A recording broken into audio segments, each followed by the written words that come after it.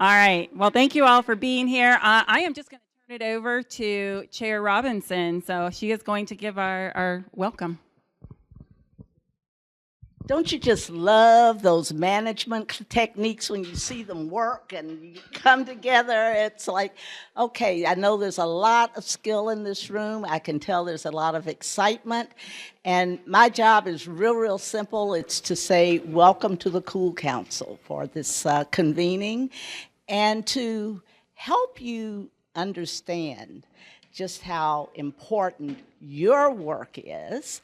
I want to take a few moments and introduce some other important people who are here to support you, learn from you, and find ways to inspire your work and be missionaries of that work. So I'm going to begin by asking the members of the General Assembly to please stand up and introduce yourselves.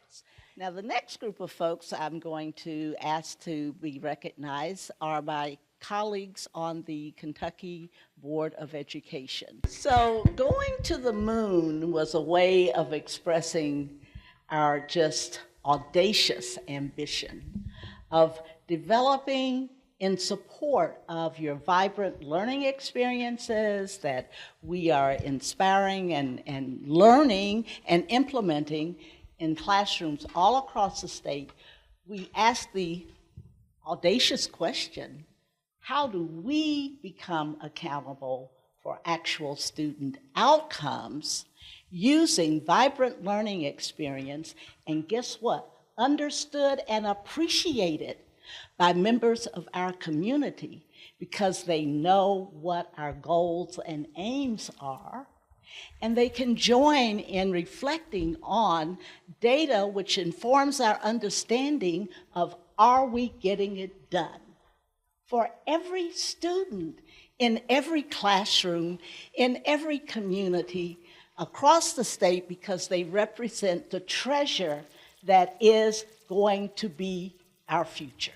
The treasure that is the foundation on which we will build a community of civil peace and justice, a community of economic vibrancy, and a community that inspires them to continue to learn and grow and contribute. I mean, it's just a simple, worthy vision that we embrace as we prepare to go to the moon. And I want you to know that your work at the local level gives us the energy and the intelligence we need to understand how to support you and how to contribute more to your efforts, though I have to say in all truth, you are the energy that inspires ours. So welcome sincerely to the convening of the KUWL Council, the coolest people in the state. Give yourselves a hand.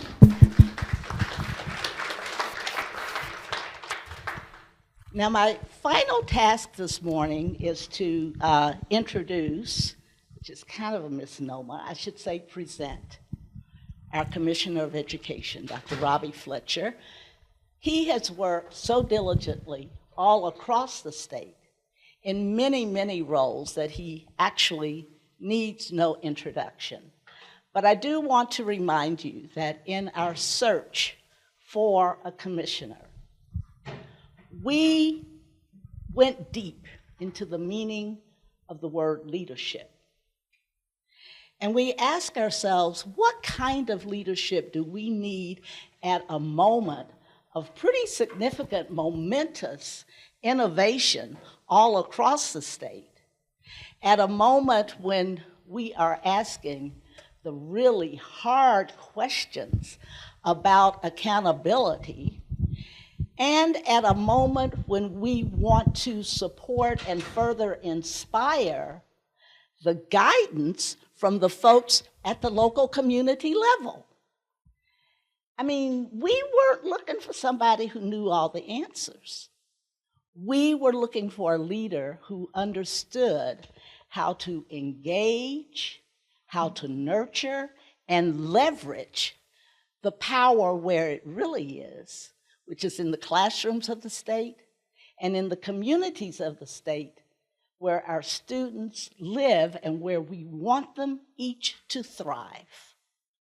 So in selecting Robbie Fletcher, we got the symbolic leadership of an educator who is well credentialed.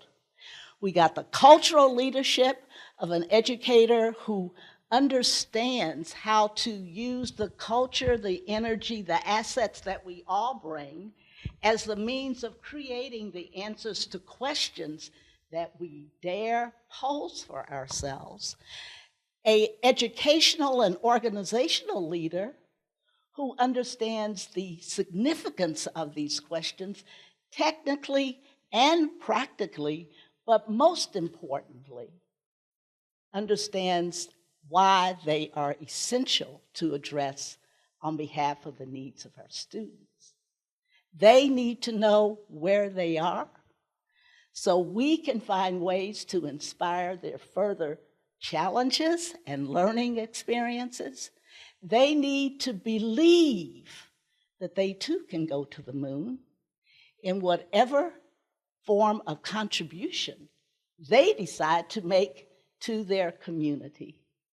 They need to know that they are indeed an essential and welcome member of our classroom communities, our larger communities, and our larger economy. We found a leader who believes that those students represent everything.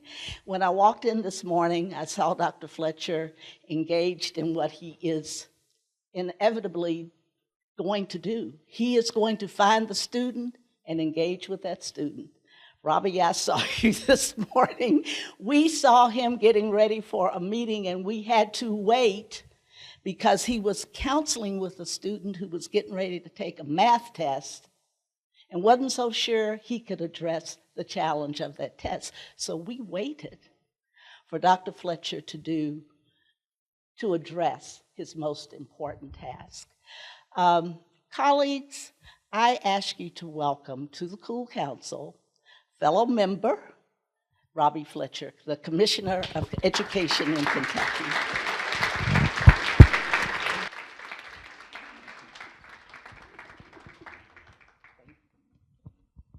Susan, is it okay if I stand there? Okay. Thank you so much. First and foremost, one of the things that happened, there's spies everywhere. You realize that when you apply for the Commissioner of Education. I found out things about me I didn't even know. But the other thing I found out, too, was there's people taking pictures and sending them to people, Lou. I don't know all your network connections, but they're impressive, even in Lawrence County. But the picture that they're alluding to is I had a student who was a welding student who was taking trigonometry as part of his welding class. And he texted me and said, Dr. Fletcher, I need some help. What have you got? I said, when's the test? He said, tomorrow. I said, okay, we'll work something out. And so Mr. Prater came and sat in my office, and we did some math counseling, if you will. Blake is a good friend of our family. He's a great young man, and he's probably making more money than any of us right now as a welder. So, and he got an A on the test. Let's say that too. So there we go. I always look for opportunities to engage with kids. I always look for opportunities to talk to the young men and women who matter most, because at the end of the day, that's what this is about. This is the work. I did take some notes, and Chair Robinson, thank you for your kindness, your generosity, and all the board members too. It's been unbelievable how much faith and kindness that I've seen, and it means a lot. It means a lot. So I want to take a little bit of time today to kind of maybe talk to you a little bit about my history when it comes to accountability, and then where would we like to go from here, okay? I've shared several times over the past few weeks that what public education means to me. Senator Wise and Representative Tipton have heard me talk probably on two different occasions that public education is about opportunity. Again, by today's standards, when you fill out that the household income form, I was on free and reduced lunch all years of school. But I had love, I had caring, I had a dinner on the table every single day when I got off the bus, and yes, I rode the school bus for 12 years, 13 years, except my senior year when I had to drive back and forth to baseball practice at times. But I had love and support. My parents, who both didn't make it to high school because they didn't have the opportunity to go to high school. Again, they didn't drop out. They didn't have the opportunity to go to high school. And I say that because from the very beginning, my dad said, as early as I can remember, you're going to college. You're going to college. He didn't really know how. He didn't know the method, but he knew that Robbie Fletcher, his son, was going to go to college. And I would happen to be the first one in my immediate family to go to college.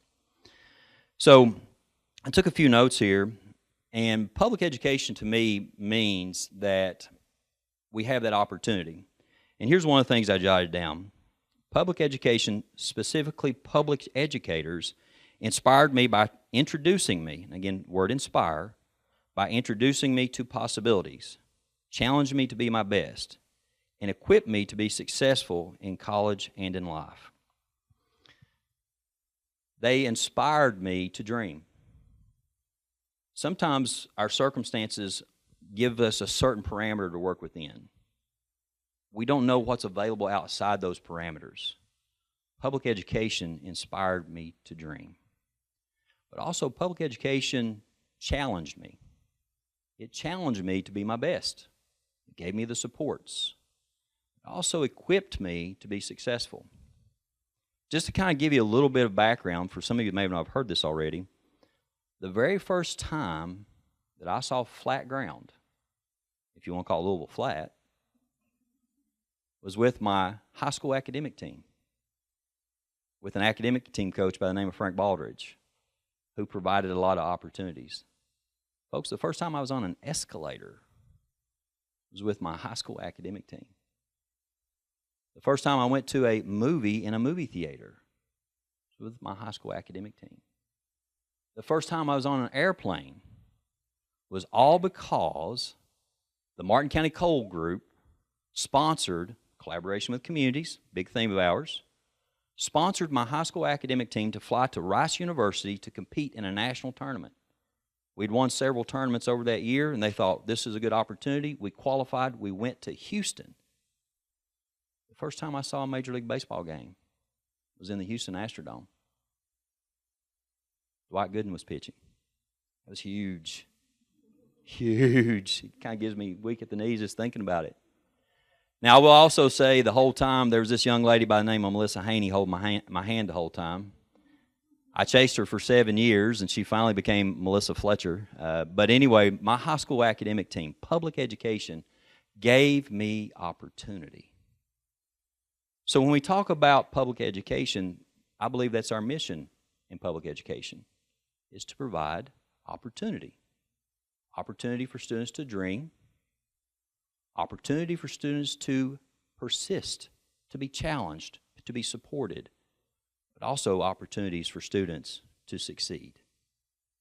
Been blessed to talk to our two students here today, and they're already very successful than I was at their age, very accomplished. And thank you two. If you wouldn't mind, stand and introduce yourself just for a second.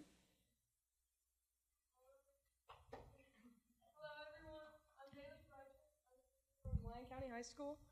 Oh, does this work? Okay. I'm from Lyon County High School. I am honored to be here and represent my community, my fellow students. So thank you all for having me. Thank you.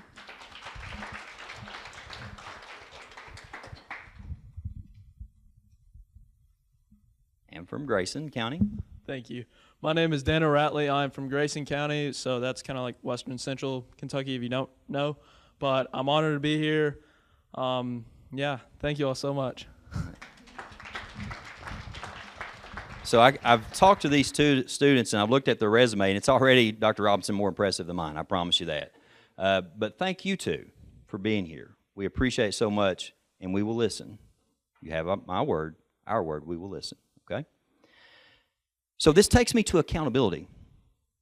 So for personal accountability, the decisions I made as superintendent, I looked at 3 factors, if you will. Did it help our students to dream, to persist, to succeed?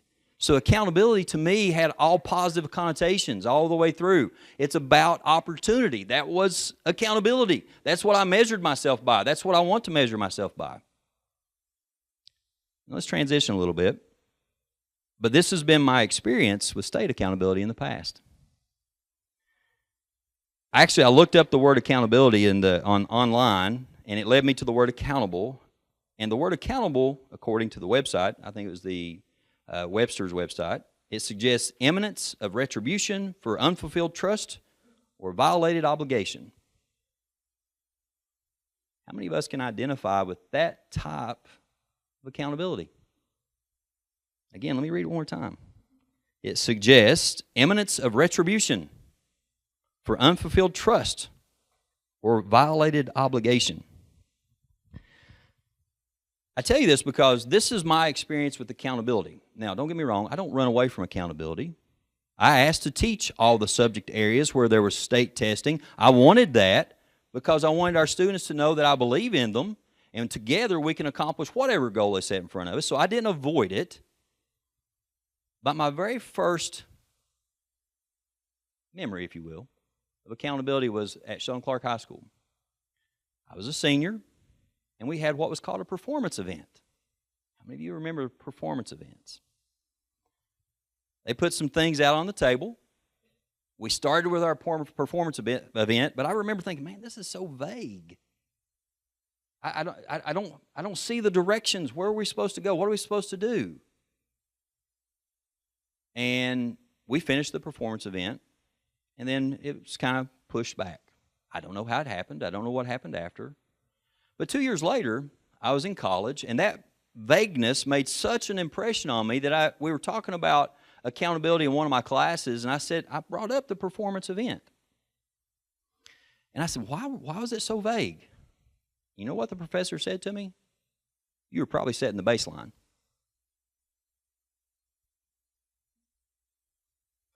For those of you that it may take a little bit of time to catch on to that, if you do very poorly in the baseline, then the next year's class has a lot of opportunity for growth, for change, for success. I'm pretty proud of my class. We had a great class. We had several students that were in the upper 30s, but I'm afraid that we set the baseline pretty low. And I'm not saying it was the teacher's fault. Please don't take it that way. It wasn't the school's fault. But that was the impression that the professor had. You're setting the baseline. So it's kind of introduced to me, is accountability a game? Is that what it is?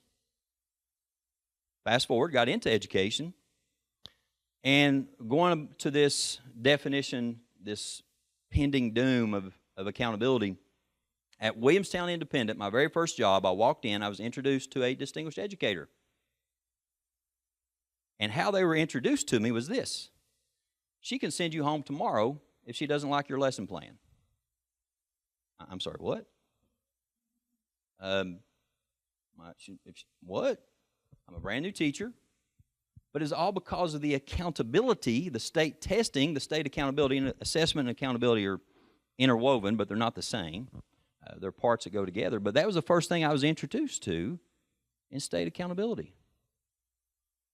Williamstown Independent, for whatever reason, hadn't performed. As a new first-year teacher, now I had this pressure that I had to perform or I could find another job. Needless to say, I turned my life over to the Lord that year.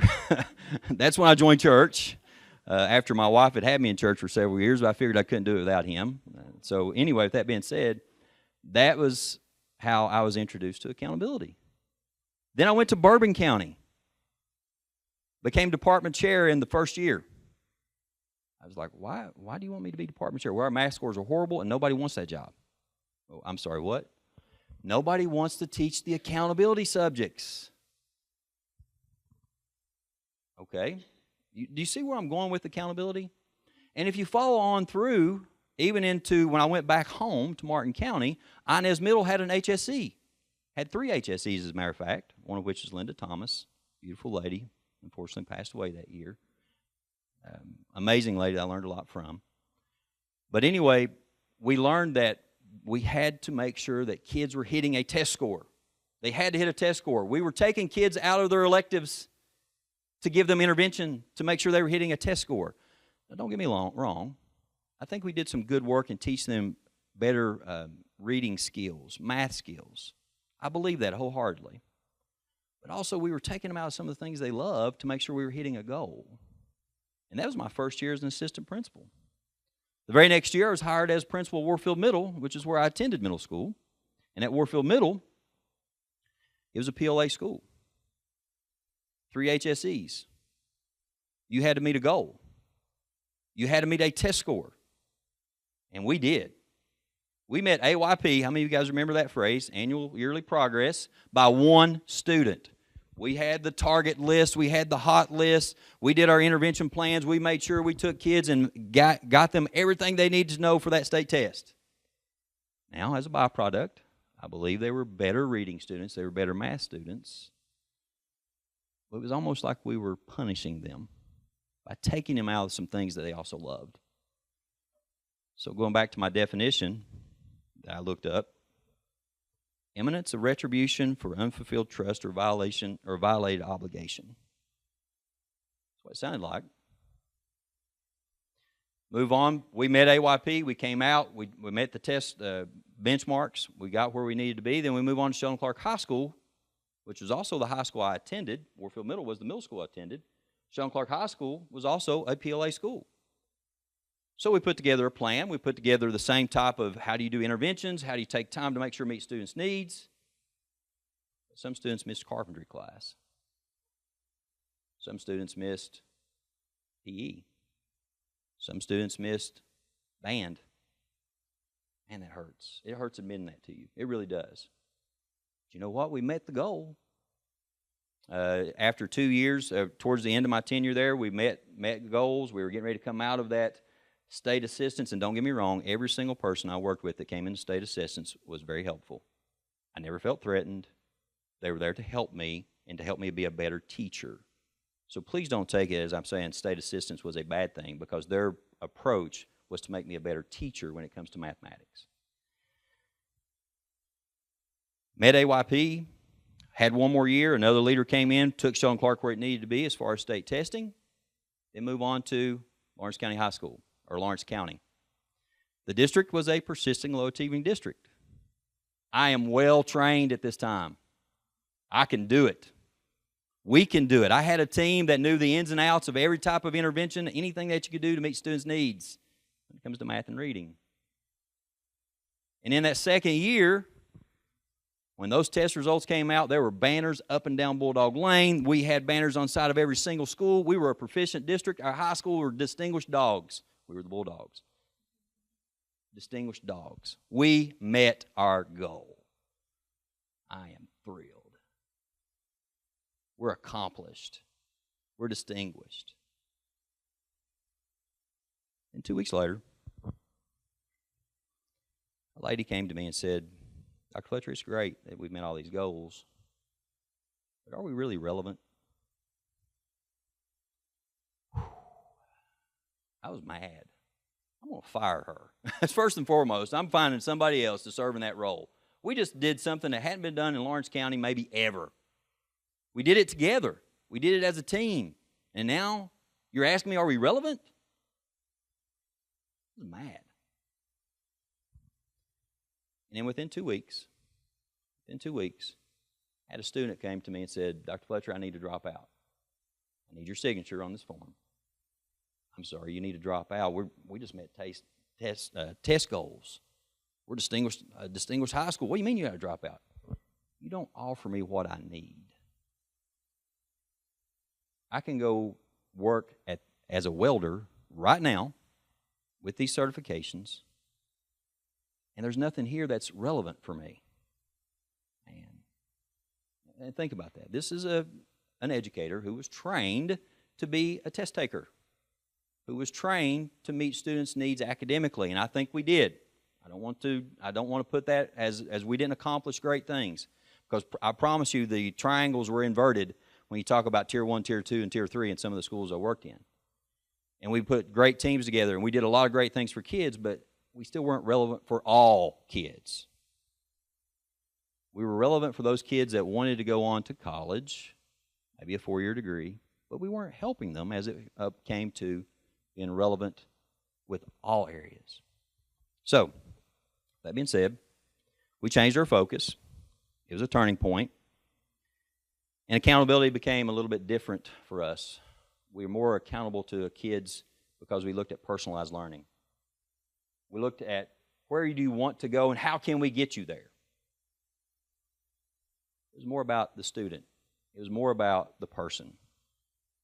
So, that was a turning point in my career. The question of relevance was very difficult. We made changes.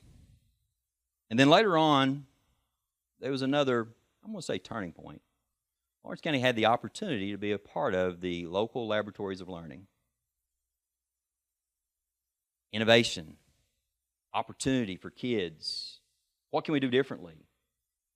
And a part of that process, and again, I was also a member of the Kentucky Council for Advancing Education, which is kind of like your grandfather, I would say. That's how this committee started. That was the title. Ms. Gilbert, I think you were on that, the Kentucky Council for Advancing Education. So many of you, others of you were too. But I learned a process called the empathy interview. And we started talking to our community. We started collaborating with our community, which sounds very familiar if you're ever reading anything about our board. We started getting input. And you know what we heard from our community is we're thankful that we're meeting test scores. That's great. But does the accountability system really reflect who we are? And better yet, does it help our students get to where they need to be? This is rural eastern Kentucky. Honestly, I didn't expect that from my community. I expect them to celebrate where we were in testing. I expected them to say, hey, look, keep us going in this area. But there was so much talk about accountability. How can we hold ourselves accountable, reflect what's going on in our community, love what we're doing, celebrate what we're doing, and know that kids are more than just the test score? So, the moonshot. And then as this work continued, I saw something growing across our Commonwealth. The Kentucky Board of Education has been very clear in their vision of vibrant learning. Accountability, innovation as it relates especially to accountability, and also collaboration with community. And I'm going to read this quote that I wrote down. The Kentucky United We Learn Council, go back just for a second. The Kentucky Board of Education has been very clear in their mission of providing vibrant learning, leading innovation, also collaboration with community members. And what I have to say about this group, the Kentucky United We Learn Council has been leading this work from the very beginning, even though it had a different name. And this council has been driven by 4 habits: inclusivity, empathy, reciprocity, and co-creation. All of a sudden, it's not about what we were doing to students, it's what we're doing with students. So recently, this group took a giant leap. Catch that? One small step, one giant leap. And then they launched a moonshot. This is our moonshot. To build a prosperous Kentucky, we will launch an accountability system that is meaningful and useful to all our learners. At that point, I was so thrilled that I applied for commissioner. It was the reason why I applied. Representative Brojkowski and I talked about it a little bit earlier. This is such important work, and this is one of the reasons why we're both into this work, is we want to do something different. Again, going back to the thought, we don't have an accountability system that does something to students. We want something that does something with our students, for our students, serves our students. And I do believe that our mission, much like the journey to the moon, is both exciting, but it's going to have challenges. And that's where we are today. We're at the forefront of developing a new accountability system, a new assessment system. but we want a system that reflects the diverse needs of our students, that reflects our communities, that allows us to celebrate who we are, but also challenges us to be better. We're not looking for an easy way out, folks. Nobody in this room is looking for an easy way out. We're looking for ways to challenge our students to be better so that they can come back and contribute and lift up our local communities. This is not an easy way out. This is how do we move forward and make sure that our students have the opportunity to dream, the opportunity to struggle, and the opportunity to succeed. Man, that sounds a lot different than accountability suggests imminent retribution for unfulfilled trust or violation obligation. Folks, we have a responsibility. We have an absolute responsibility. And I think together we can build that type of educational system that relies on an accountability system that lifts our students up, that lifts up our communities through vibrant learning experiences, through an accountability system that is innovative, through collaboration with our communities. We have a responsibility to give that to our students. We have a responsibility to make sure that our students have opportunity. And to our two students, we have a responsibility to you to listen and to have your input. I'm so excited about this day, but I'll be honest with you, it scares me a little bit too. But in a good way. It scares me to death to look at some of this and say, how do we do that? I'm here to learn from you. Why not do that? I'm here to listen to you. I look forward to this full day of work and where we're going. Don't be afraid to dream. Don't be afraid to challenge. And by all means, do not be afraid to let our students be successful. Thank you so much.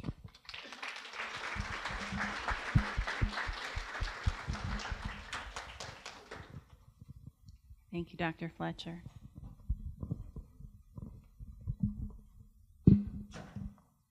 Thank you for bearing with us. We have gremlins in our audio today. All right, so very quickly, Penny and I are just going to give you a little bit of a rundown. For those who don't know who I am, I'm Karen Dodd. I'm the Chief Performance Officer here at KDE and the lead for the Kentucky United We Learn Council. So thank you all for being here. If you need to use the restroom today, you will go out the way that you came in, turn right past the turnstiles, and the restrooms are down the hall on your right. We don't have a break in here this morning, but if you need one, please feel free to take a break as needed. We do have snacks. We've got coffee and water and whatever else you need in the back. Thank you to Andre Rupp. Where is Andre? Thank you, Andre, for bringing all of that. And Karen Perry for the donuts, of course. Thank you, Karen, wherever Karen is. Okay, let's see. Well, make sure we're utilizing microphones. Easy for me to say, right? And I'm going to turn it over to Penny. She's going to give us a rundown of the agenda.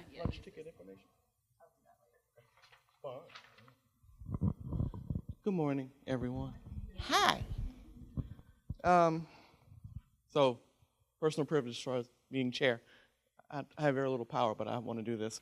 I missed my first charge, my first duty when I became chair was the April convening. I was on vacation.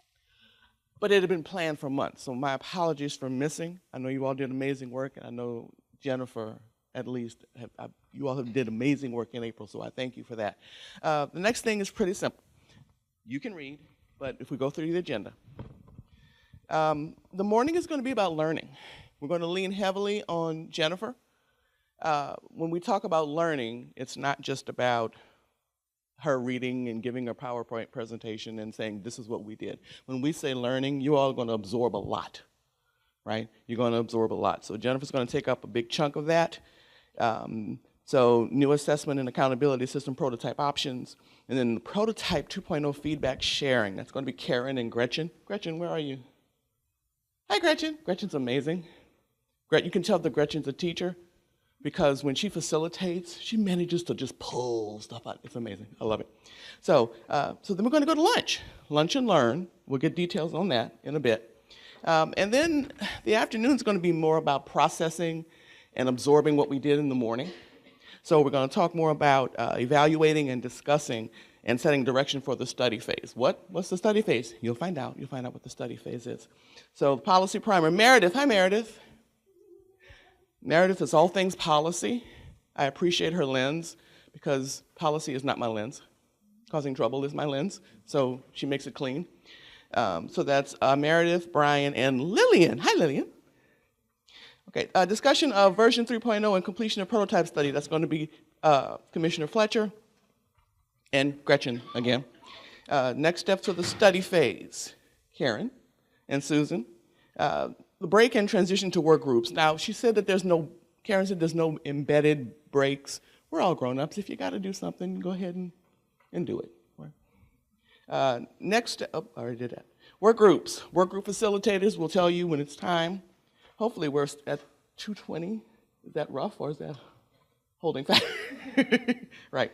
Okay, and another break and transition to the main room, which is here. And then we're going to have our work group share out with our work group spokespeople, and the recommitment and feedback is going to be Karen, and survey and adjournment is going to be me, where I'm going to talk about how wonderful it is for you to be a part of KUWL Council. And it's just like being, if you go back to Greece and you talk about the pink ladies, how cool it is to be a part of all of this.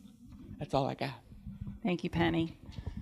All right, so we are now going to turn it over to Dr. Jennifer Stafford, and she's going to come up and talk about the new assessment and accountability system prototype options.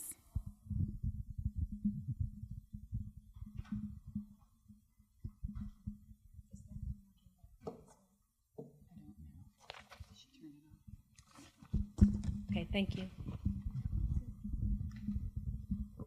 Well, good morning, everyone, and thank you for being here, and thank you for engaging with us in the discussion around imagining a new education system in Kentucky.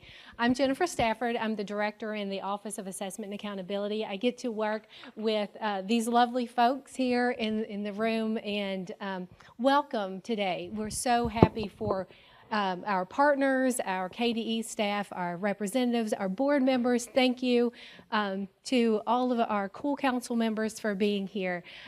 We appreciate your investment in our future and our students and our treasure, as Dr. Robinson said this morning.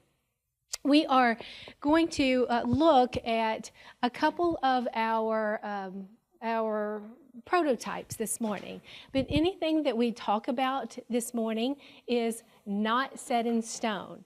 These are ways that we are engaging in conversation about what could be a future assessment or an accountability program in Kentucky. So we're looking for further discussions. The prototypes are in process.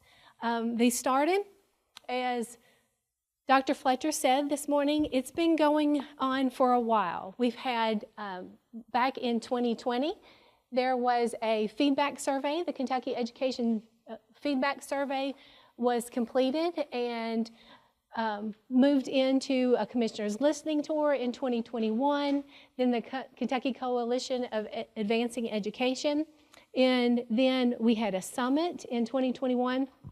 And what funds this council is a competitive grant, a $3 million grant from the U.S. Department of Education for innovative assessment types.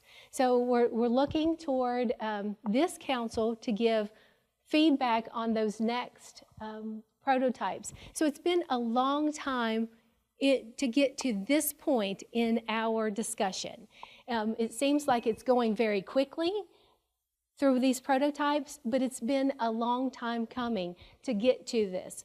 We've had a lot of learning and a lot of feedback from across the Commonwealth on where we are and what we are presenting today. The Kentucky United We Learn Council started in 2022 with a kickoff in November. We were here in this training room and we started with the council. So we took the kickoff and we were very energized and started in 2023 learning. We did a lot of learning around the assessments. We did a lot of learning about communities and engaging and how to engage communities that led us to where we are in this situation we are today. The council at the beginning was broken into 3 standing committees. We had an Accelerating Innovation Committee that I got the opportunity to facilitate. We had Learning with Bold New Futures, and then we had a Vibrant Learning Experiences. So out of these committees came a good deal of progress and development in these prototypes and our moonshot, and then a definition of vibrant learning experiences. The Kentucky Council envisions a new systems of assessment and accountability that was first articulated in the United We Learn report. So out of those surveys and those discussions came the United We Learn report, and those were inspired again by people across the Commonwealth. We've had this vision in Kentucky through our United We Learn vision about bringing together vibrant learning experiences, engaging in innovation, especially around assessments and accountability, and then creating a bold new future with collaboration with our communities. Now, when we combine with our communities through collaborating and bringing them into our school system is where we get support from our local businesses and to support our students in the schools so that we have a vibrant experiences with our students and increasing the support for our schools. Our moonshot is to build as Dr. Fletcher said, to build a prosperous Kentucky, we will launch an accountability system that also includes assessments that is useful and meaningful to our learners.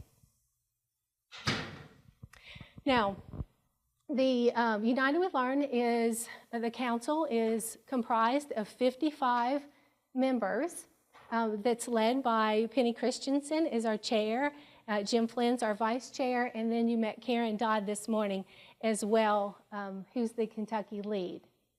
Our structure, we mentioned, is the committees around accelerating innovation, bold new futures, and vibrant learning experiences.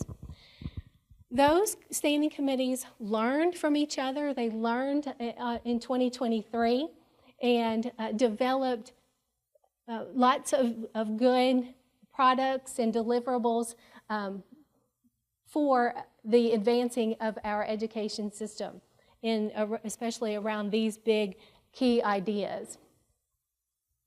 In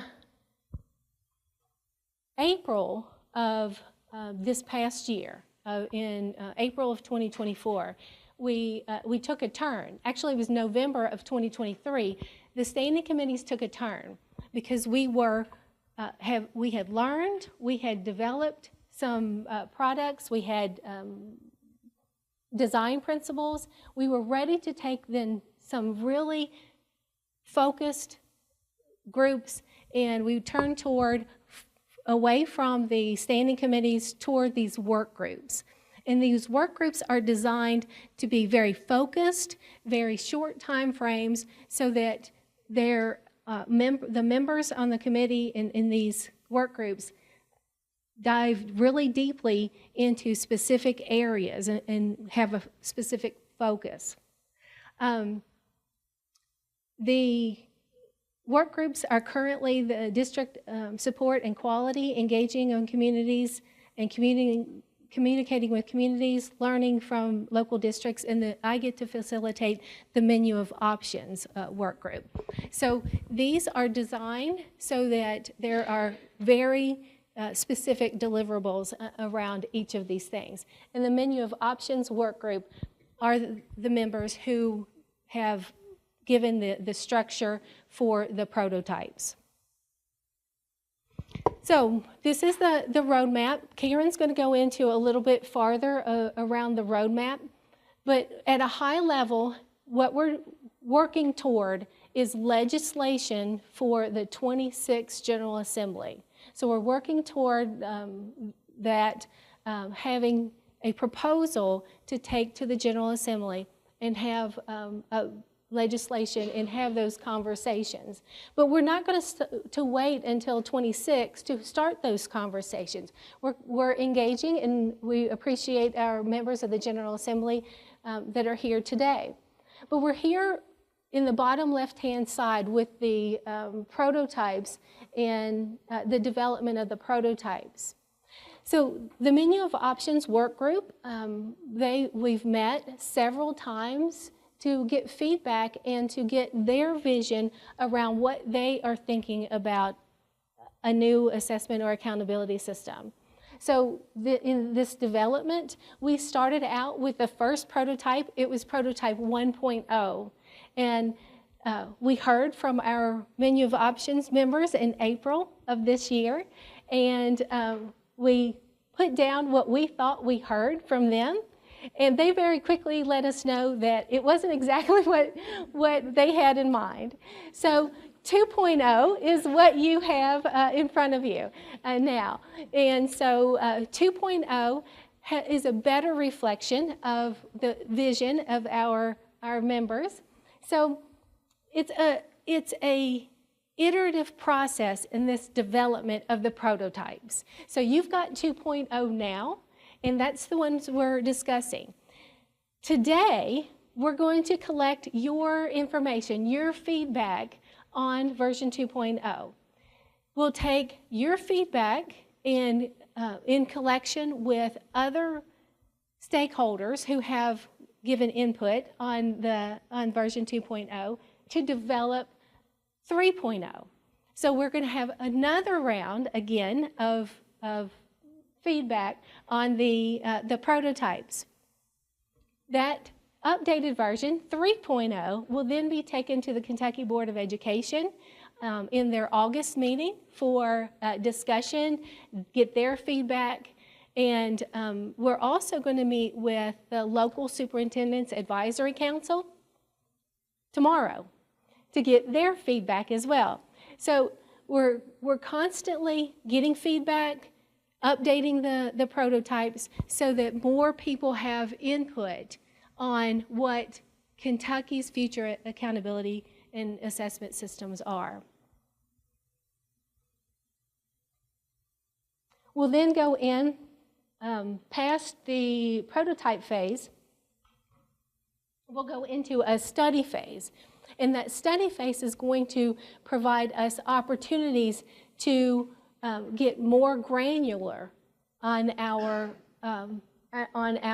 proposal, all going toward, again, 2026. So we're going to look at different things in those work groups and based on version then 4.0, so that when we get to the fall, we will have plans for what as a community of learners want to have brought forward as proposals. So we've started broad. We started broad, and then we're trying to bring down and get more granular level as we move. And then as along the way, it will move into and collaborate with the Kentucky Department of Education, the Kentucky Board of Education as well. And then the plans are to have in summer of 2025 discussions with the interim joint Committee on Education. So let's look at the prototypes. Let's look at those. And again, as we look at these, we're learning today. We're thinking about what these options are and what ideas you may have, because there are other ideas that you may have as you come toward into these prototypes. So these prototypes, again, are conversation starters. Prototype 1 was about an accreditation style accountability system where schools and districts have local decision making, where schools can personalize for each and every student, that students can have choices within what that they want to study or how they want to be held accountable. And Dr. Fletcher talked about that relevancy this morning and bringing into the accreditation style choices that students want to be held accountable for and what they want to study and be held tested on. So the accreditation style is an evaluation where the schools would submit evidence. They would collect evidence, they would submit it to an external evaluator, and they would receive feedback from an external evaluator.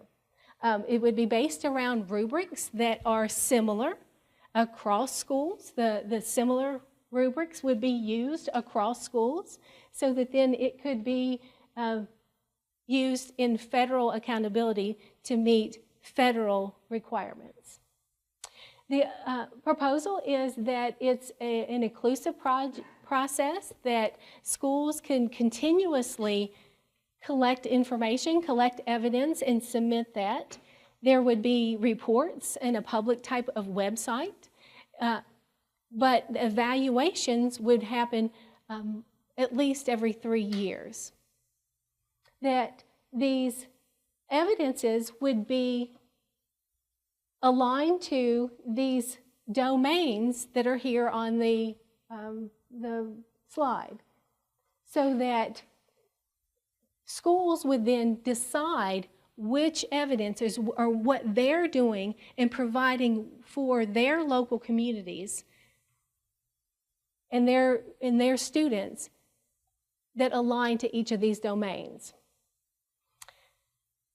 The proposal here within this accountability accreditation style would be that the color ratings that we currently have would be eliminated, and that the federal identification or classification would only be the 3 or 4 types of federal classifications that we are required to do. So as a reminder, federally we have to identify the lowest performing schools, comprehensive support and improvement. That's the lowest performing. If the school has student demographic group that is performing as poorly as the lowest performing, that's targeted support and improvement. If they continue with that same demographic group that doesn't and they don't perform, we have to identify additional targeted support and improvement. And then we have to have an other category. So if the schools are not in those 3, we have to have an other. So the proposal here is that we reduce the identification to what's federally required. So CSI, TSI, ATSI, and other. Eliminating those colors. The colors currently in our state accountability system do not impact our federal classifications. They're reporting only for our public on that public-facing website.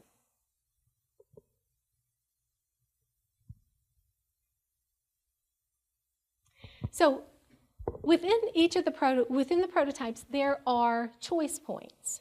So again, they're very much in discussion.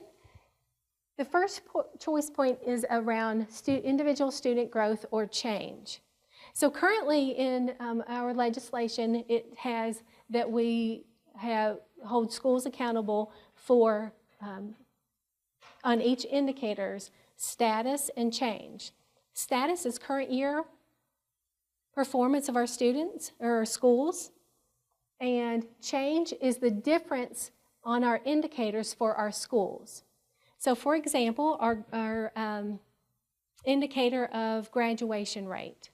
So it's a school graduation rate, how the school does in 1 year compared to what the school does in their performance on graduation the next year.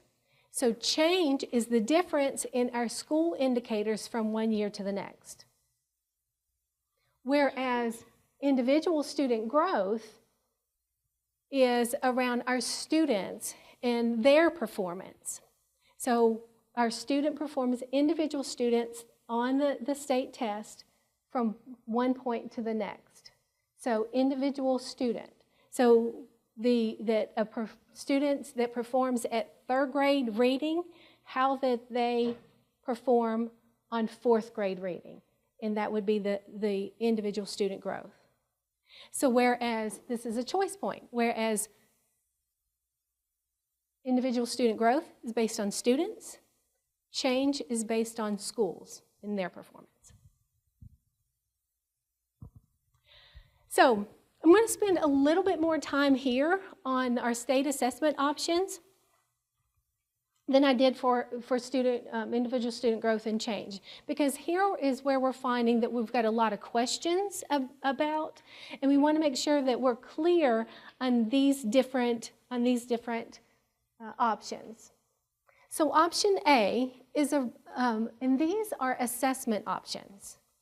So Dr. Fletcher mentioned that there's differences between assessment and accountability. Assessments, for state assessments, are those measures that the students respond to, such as the state test. So those are assessments.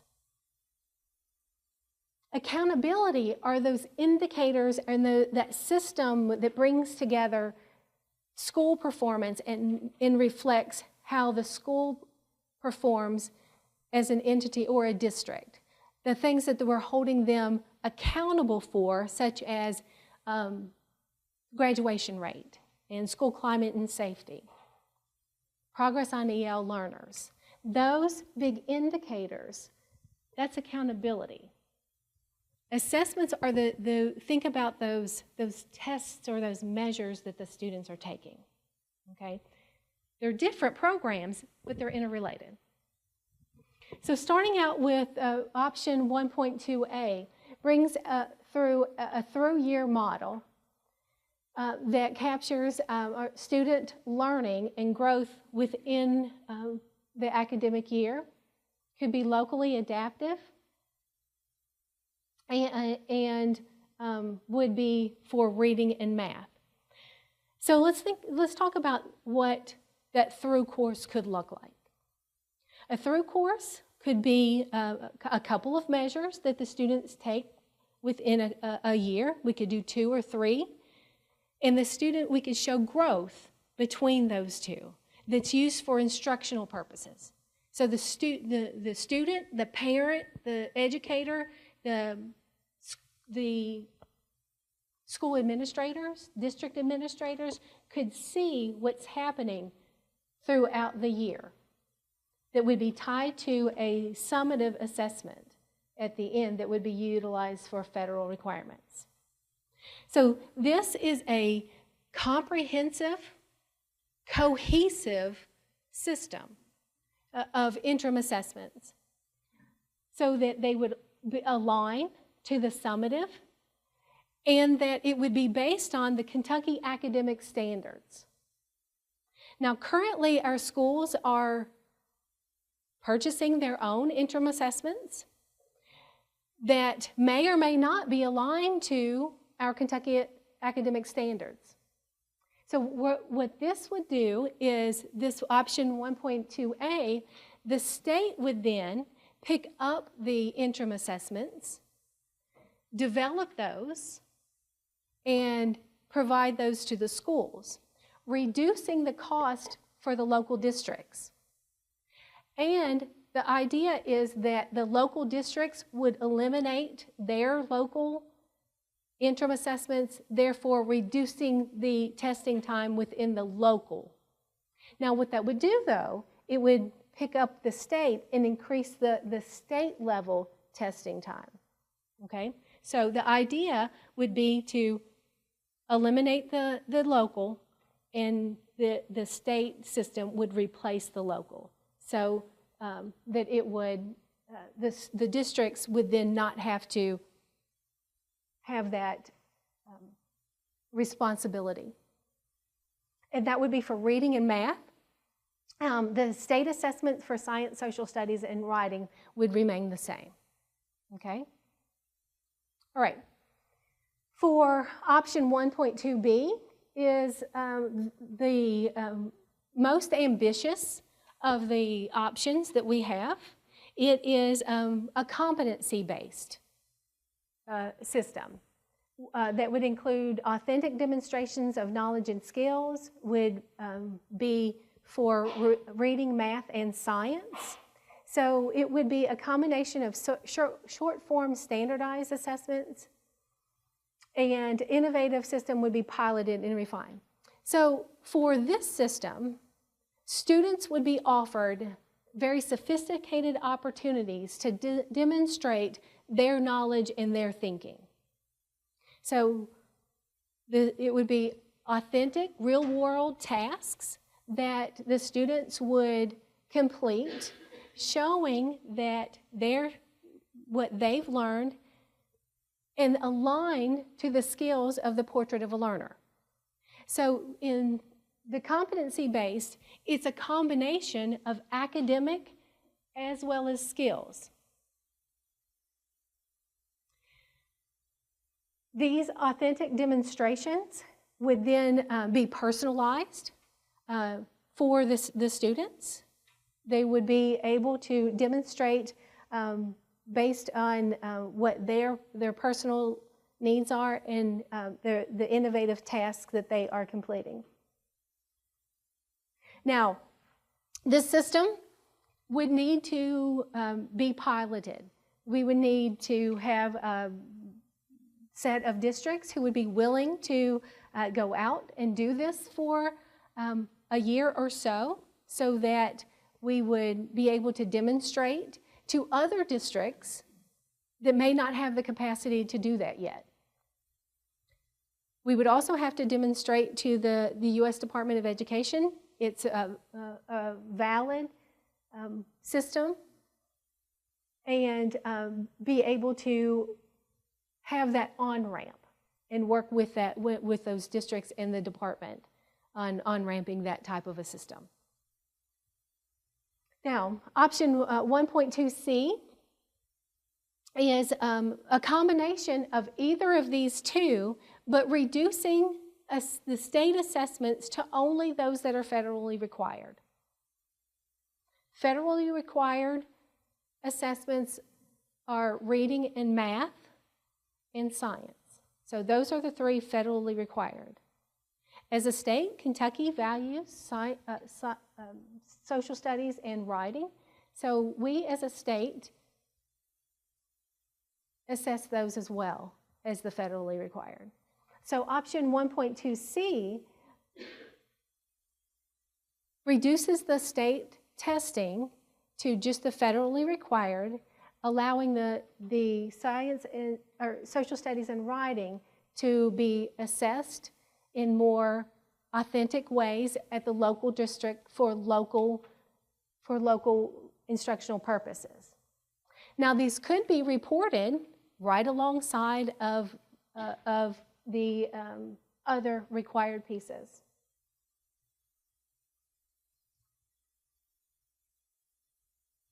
So we could do these in combination. So 1.2c, we could reduce those while doing a through course, or we could reduce while doing a competency base. So these are not mutually exclusive here.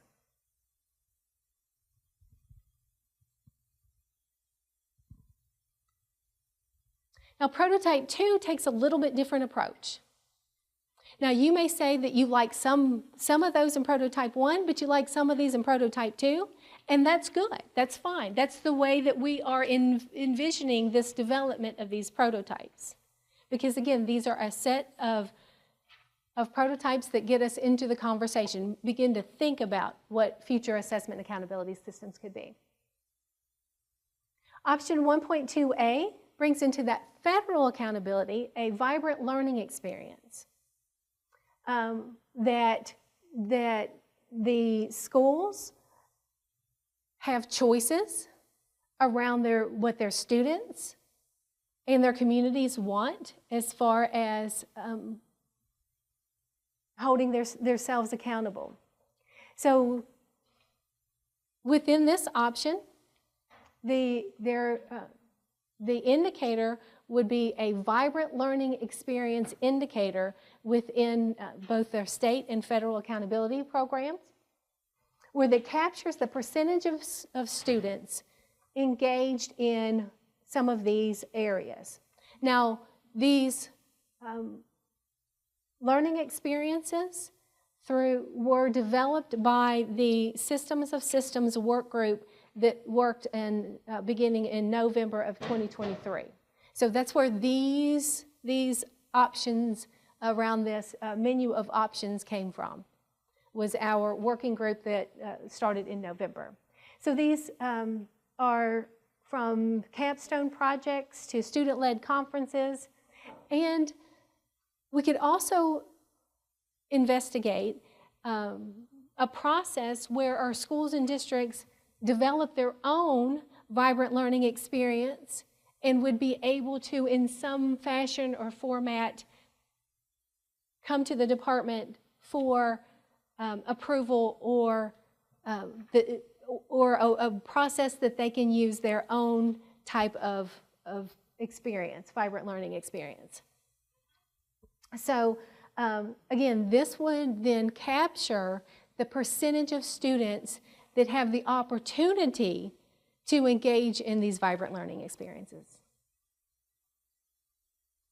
Option 2.1b is a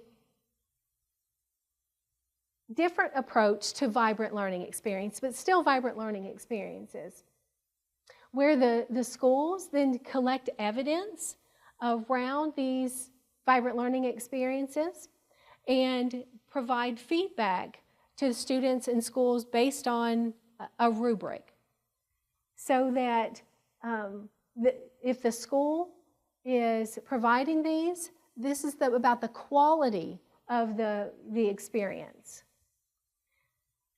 and the evidence that the school shows. Whereas the first one was about the percentage of students, this one is about the quality of your vibrant learning experiences. So the suggestion here is that if the school then has one of the higher levels of vibrant learning experiences, the quality of vibrant learning experiences, that on the color rating, that overall color rating that the schools get now, that they would get a bump in that color rating. So if a school, for example, was a yellow on their overall, then if they have proof that they are giving vibrant learning experiences, strong or exceptional experiences, then the school would get a bump in that color. So from yellow then to green, or then green to blue. I mentioned the definition came out of our Vibrant Learning Experiences work group, and we've talked about these students being agents of their own learning, again, the relevancy and what they want to engage in with their education. So other considerations of the prototypes are around reporting. I've mentioned a couple times what we could do with reporting. There's a variety of different ways depending on which of those key elements within the prototypes. We also have to think about school improvement efforts. If schools are identified in one of those federal classifications, then how that impacts the school support efforts. And then we also have to think about, as we're moving through this, the physical impact on our schools and districts, as well as the state. Anytime there's changes, there's legislative changes or regulatory changes, it costs.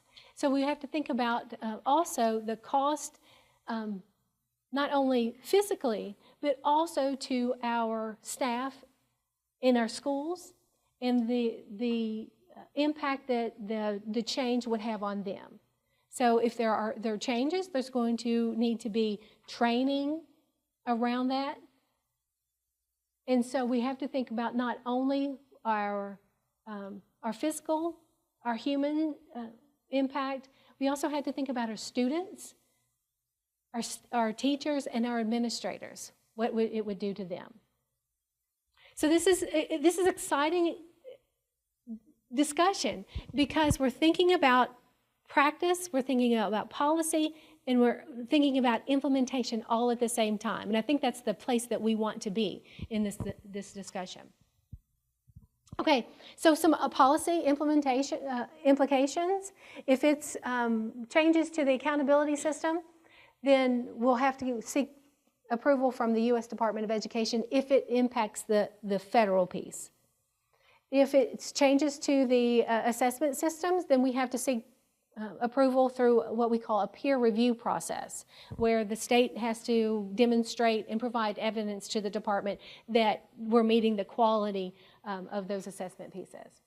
If there are changes in the state, then of course we're going to need statutory, regulatory, or policy changes on those different pieces. Okay, so now, that was a high-level overview of each of those critical elements. So what we're going to do now is we're going to transition into table discussions.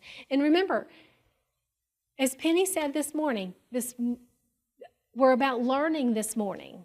So we're going to then take each of these at our tables, and we're going to have facilitators at each table discuss each of those key elements. As members, you're going to stay right where you are, and we're going to take about 12 minutes on each of the different topics. Now, 12 minutes doesn't seem like a long time, but don't worry. We're going to hit some high-level pieces of these different topics, and then we're going to go into lunch and learn. During our lunch time, we're going to be at our tables, and you get to choose and circulate at our lunch and learn time around the tables that you and the topics that you want to hear more about. So you may have in your mind, you're totally decided on whether you want change or individual student growth. You may not need to hear any more about that during your lunch and learn, but you may want to hear about those 3 different assessment options. So then you'll choose the table for your lunch and learn to go to, and then you can mingle and circulate. If you think, okay, there's a couple of different ones that I want to hear about, you can transition between those 2, okay? So right now, what we're going to do is we're going to transition to table discussions. So you have facilitators at each of your tables who have handouts. They may have handouts, but they are prepared to discuss. And I see Gretchen already standing up, so she's ready. So, okay. So again, we're learning about each of these, and then this afternoon we're going to capture and have discussion and get your feedback on these different critical elements. Okay? All right, so as Gretchen said, before lunch, we have a few special guests that are going to share with you what their respective stakeholder groups had to say. So if I could have up here Travis Hamby and Sarah Hatton and Brandy Howard. Come on up. Yes, I know. They are all going to. So I'm going to go ahead and turn it over to these folks. Okay. Shared them. Yes.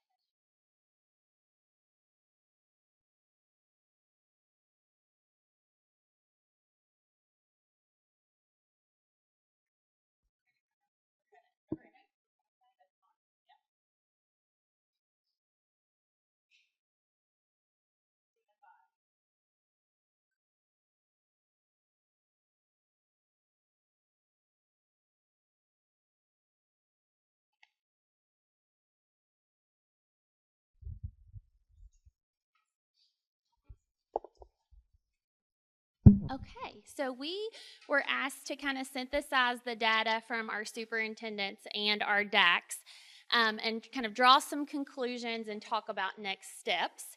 So the first thing, really thinking about the broad consensus among what the data said to us, looking at the academic outcomes and growth indicator, there was a strong support for that. So as you saw on the charts, there was 62 that said yes, and there was 9 that said no. So that was really around including both the academic outcomes and the growth along with the portrait of the learner competency. The vibrant learning experiences was also highly favored, and so there was 60 yes for that, and there was 13 no. And then in the teachers and leadership component, they also believe that teachers and leadership should be part of that evaluation, so there was 60 yes and 12 no. The school culture and student well-being, that one had the highest agreement, and that was 67 yes and 6 no. The community connections and post-secondary readiness also had high support, with 71 being yes and 3 being no. And then lastly, the locally determined criteria, there was some reservations saw within the data, so that one was 48 yes and 20 no. And then that focus on individual student growth, stakeholders really emphasize the importance of tracking individual student growth over time rather than comparing cohorts over years. So looking at this year's third grade to next year's third grade. There's more of that equitable and relevant approach when we're looking at that student and how that student's doing throughout their educational career. So that was really a big emphasis of what the DACs and the superintendents want to see. Another theme that we think emerged from looking at the data qualitatively is that I'm starting my 15th year as a school superintendent. So I'm not sure I can go back and count how many different versions of assessment and accountability that we've had over that period of time. So I certainly understand when this theme emerges from DACs and superintendents that there is a concern about consistency and stability. And so that definitely came up as we are, again, talking about changes to that model. I think what's also clear when you heard Brandy just talking about the numbers, 60-something and in the teens, we had 73, 74 responses to the survey, about 37 DACs, 33 superintendents.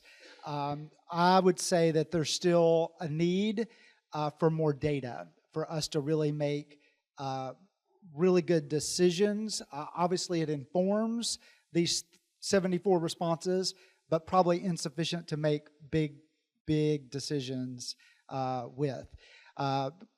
There's a need for more, I think, wisdom comes from knowledge and understanding.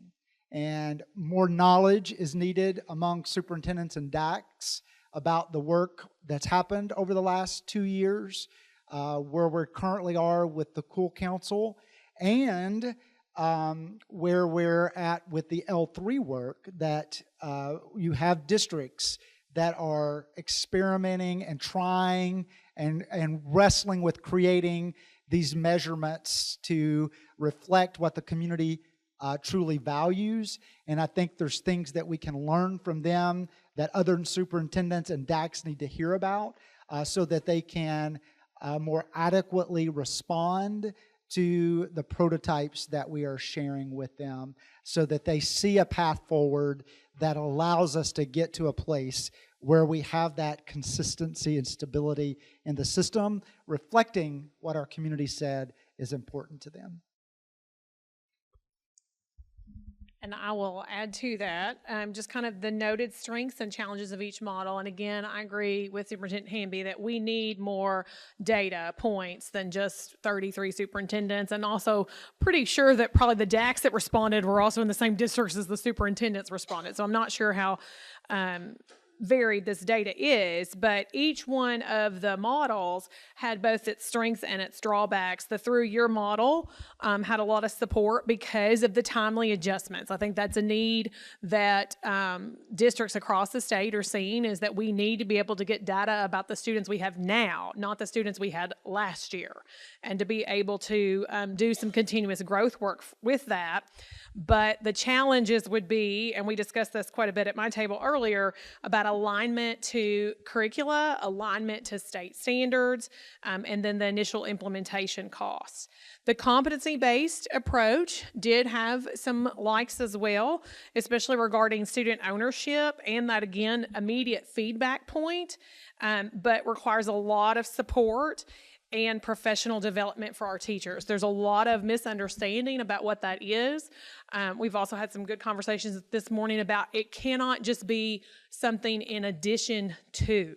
It has to be in replacement of. We cannot keep adding things onto our teachers' plates without taking some things away. Particularly, we're talking about the teaching and leadership quality of the current professionals that we have walking through the doors as new teachers need a lot of support, more support than I think I've seen in my entire career about just being a teacher and being the professional in the classroom. And I cannot continue to add to their plates additional things to do. And that whether or not that competency-based bit is aligned with state standards was one of the concerns. And then finally, the reduced federal approach option, liked that it reduced the testing. Lots of support for that bit, and allowing for more instructional time, but then again, concerns about how would it be implemented consistently, and then how would we implement those resources. And that goes right into the vibrant learning experiences that we're seeing across districts, and how can we develop a system that will allow us to measure that, to bring it into the accountability system. And it's just a mixed bag. And again, I think this is just another point that we need more data and we need more feedback on this survey, because we're still getting some confusion about the federal versus the state components, the compliance burdens, lots of comments about, is this going back to the portfolio system and how those were skewed results without the accountability of districts kind of inflating their own scores, and whether there was accountability there, the testing volume, and then the equity issues from our poorer districts versus our districts that are more wealthy. Okay, and then there was some qualitative feedback that was noted several times. The first one was just keeping in mind the need for the high expectations and clarity in the system. Another one was really whatever we're choosing to do, having that mindset around authentic engagement with the portrait of learner competencies and students first versus compliance. And then the last one was districts need to be held accountable to a process that makes schools and districts accountable to local communities, so that local piece was in there as well.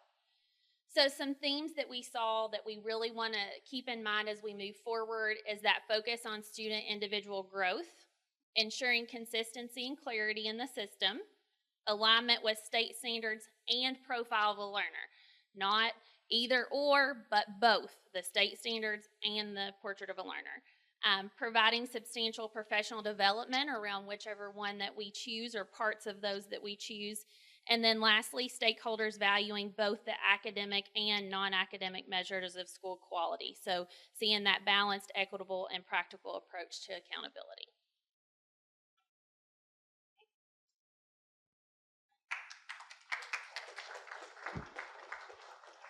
Thank you guys so much.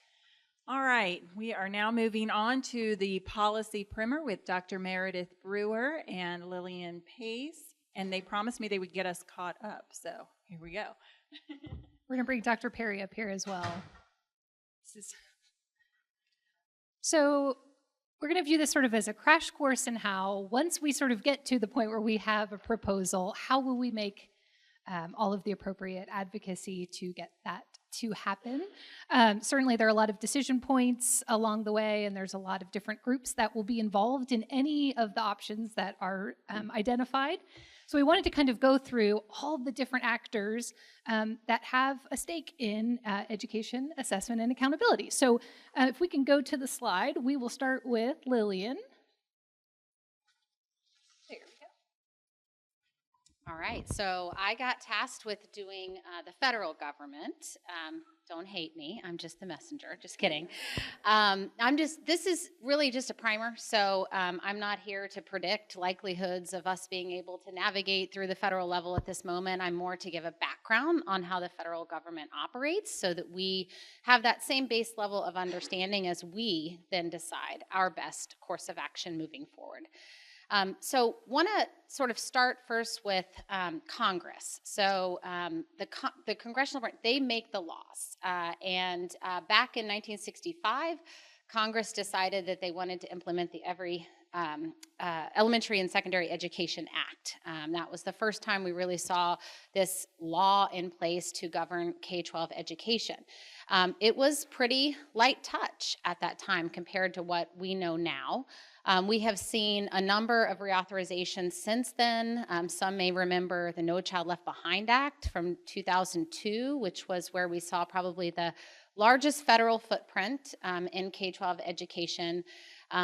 That was reauthorized again in 2015 as the Every Student Succeeds Act. That's the law that we are currently operating under right now. That did provide a little bit more flexibility back to states, so we began to see the pendulum swing a little bit, but it isn't a substantial shift, and so we do still see the federal government through the congressional leadership continue to have that heavy footprint on K-12 education. What does that footprint look like? So all states are required to adopt challenging state academic standards. They are required to adopt an assessment system to measure student proficiency of those standards. In math and reading and science, they have to administer annual assessments in 3rd through 8th grade in math and reading, and once in high school, and then in grade span for science. So that's where we see some of that heavy footprint that the state is trying to build for when they are designing their assessment systems. The states also have to create a system to meaningfully identify schools for improvement. That's what we typically call sort of our accountability system, and the federal government does have some requirements of what indicators have to go in there and has created some space for states to add their own. Why would states do this? Well, you do it in exchange for money. So the federal government provides resources to states for K-12 education. They administer those through your title funding programs. So everything from funding to support improvement for disadvantaged students to English learners to support safe and healthy schools. There's all sorts of different title programs within the law. Federal money on any given year, plus or minus about 10%, is how much the federal government actually provides to fund education. So most of this is still state and local resources that are driving instructional decisions and programming in our schools. When are we going to reauthorize the Elementary and Secondary Education Act? Again, we get that question all the time. There's obviously a tremendous amount of conversations happening around the country begging and pleading for that to happen. I'm here to say those conversations are not underway. There has been no appetite right now at the federal level to begin those conversations. Typically, when the signal happens, the chairs and ranking members of the education committees will signal they're ready, and then congressional staff will begin to meet together to explore what consensus might look like, and none of those conversations are currently underway. So that means that we are in a learning phase for this work. States are trying to build and inspire so that congressional leaders get excited and they decide that they are ready to do a reauthorization. So that's what makes this conversation here in Kentucky so important.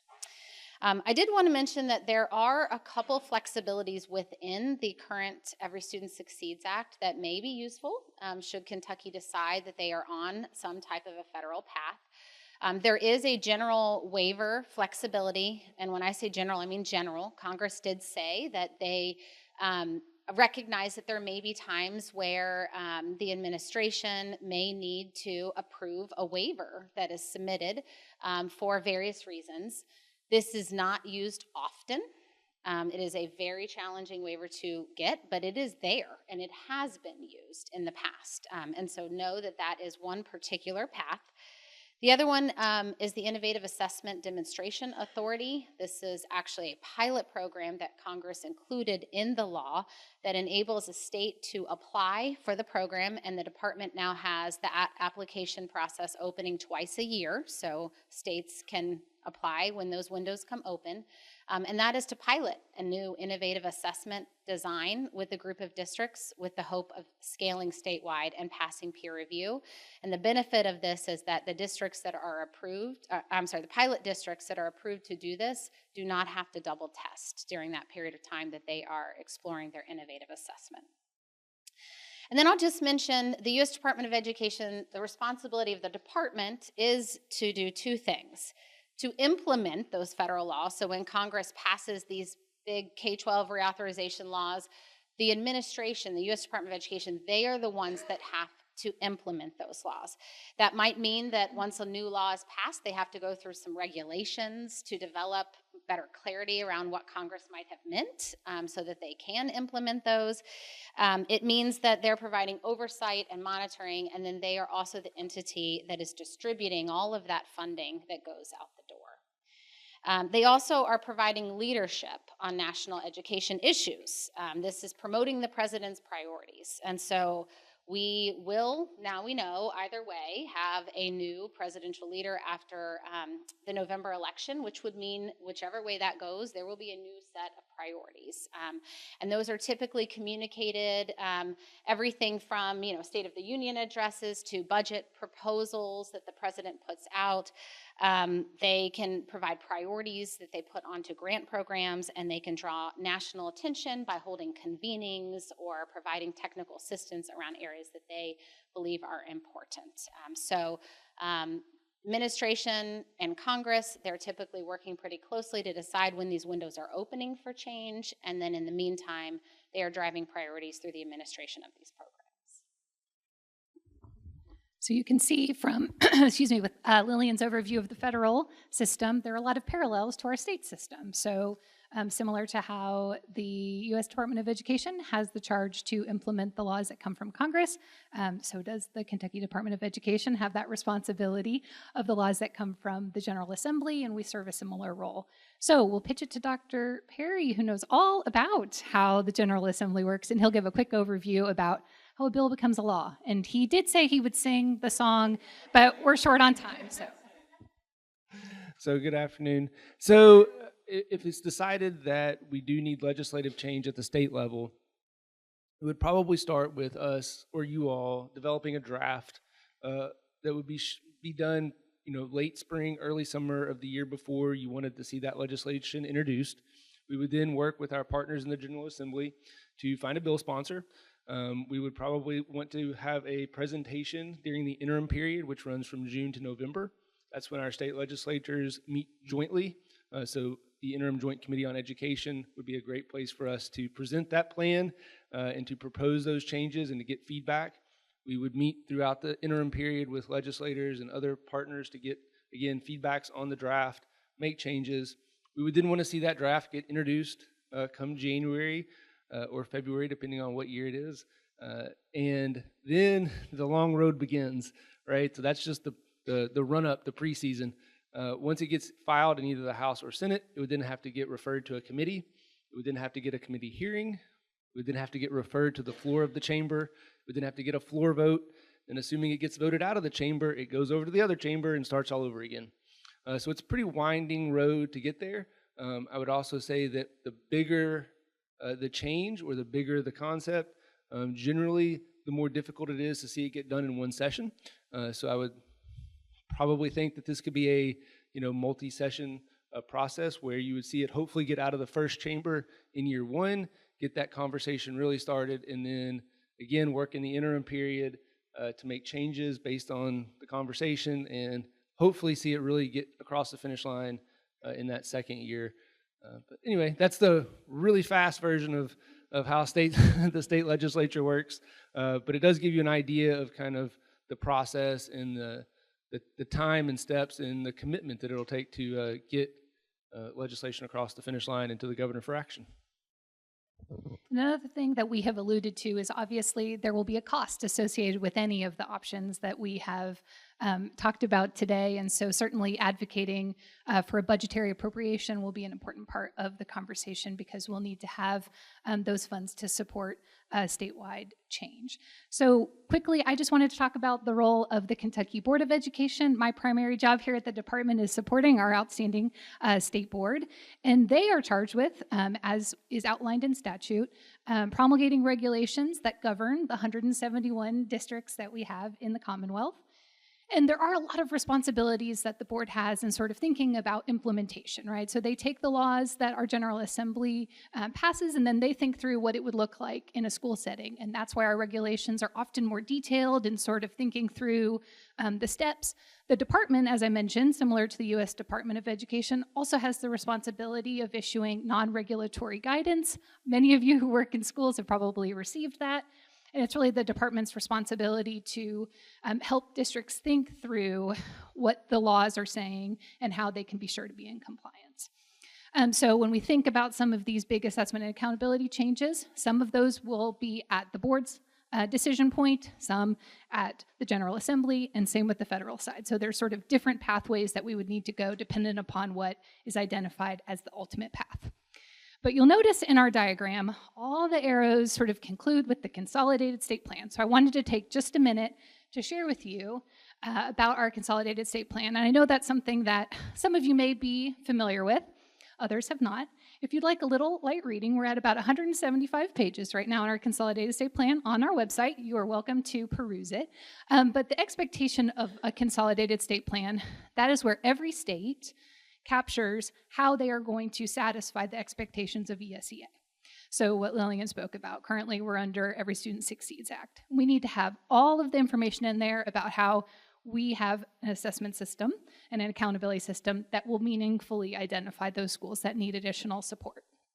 We do have the option to include in our consolidated state plan other great initiatives that the department is doing and how we are ensuring that every student has the greatest opportunity to succeed. We have opted to utilize that option in the past, and that's how our plan has sort of continued to grow and grow and grow. And that's great. It really is supposed to be a platform for parents to be able to have more detail about the system and how there is that interplay between federal and state requirements and what we're implementing.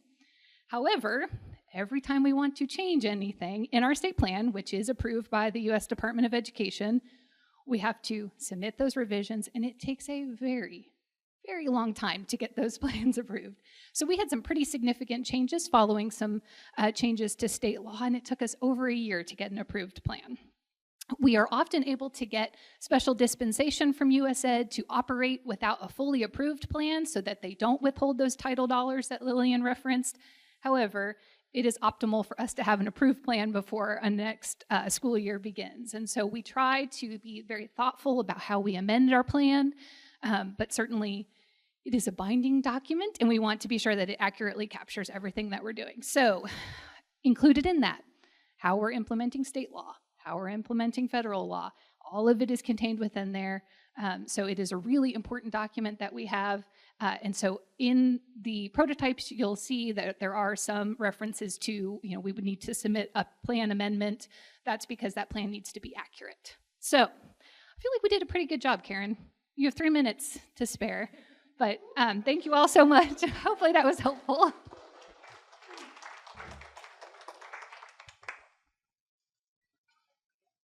Thank you. I'm going to turn it over to Gretchen and Dr. Fletcher. All right. Moving right along. Do you want to say thank you to folks who are at the end? First of all, for those of you that have been here and maybe are getting ready to leave in just a little bit, thank you for being here. No matter what your role is, we sincerely appreciate your input. As a matter of fact, that's what we're going into next. One of the things that was mentioned, Travis, and I think Brandy and others had mentioned a little bit earlier, we need more information. if we were to make decisions today, it would make sense that we're looking towards student growth. That seems to be a popular topic. But we don't exactly know how that looks. Is it a competency-based model? Is it more of a through-course assessment model through curriculum and standards? How does it look? Of course, there's standards both ways. But again, for those of you that have been here from the very beginning this morning and from the very beginning with KCAE and also the Kentucky United We Learn Council, thank you. But if you have to leave, we fully understand, and Jim and I will talk a little bit more a little bit later too. But again, thank you so much. Now, that takes us to our next step, and I'm going to turn it over here to Gretchen just in a second. But in order for us to move forward, we have to discuss the information that we have. Also, too, how do we gather more information? There may be some things, if you go across the room, and we were able to do that, from my vantage point was assessment earlier, there were some great questions that came up. And one of the things that we learned, and I think Susan brought this up, and maybe Travis too, sometimes our definitions, our operational definitions of different terms are different. So one of the things we really need to do is make sure we define things very clearly for people, whether it be an acronym or whether it be what exactly does it mean for a through course assessment, because we all may have a different definition. So this next area that we're going to go into is we're going to try to gather more information from you, because we want more information to make decisions as we move forward as a group here, but also too when we talk to the Kentucky Board of Education, when we talk to superintendents, when we talk to school systems, and when we talk to students. We want to be able to explain it in terms that first we can get behind, but also to kind of give us a direction. So this next session is more about gathering more information. Thank you. So we're going to do something that makes me nervous. I'm almost 50 years old, and anytime I have to use a QR code to get people into a survey, I have like heart palpitations. So I just want to share with you, we're going to do that, y'all. And I'm going to be okay, and you're going to be okay. It's going to be fine. Okay, but we're going to do this together.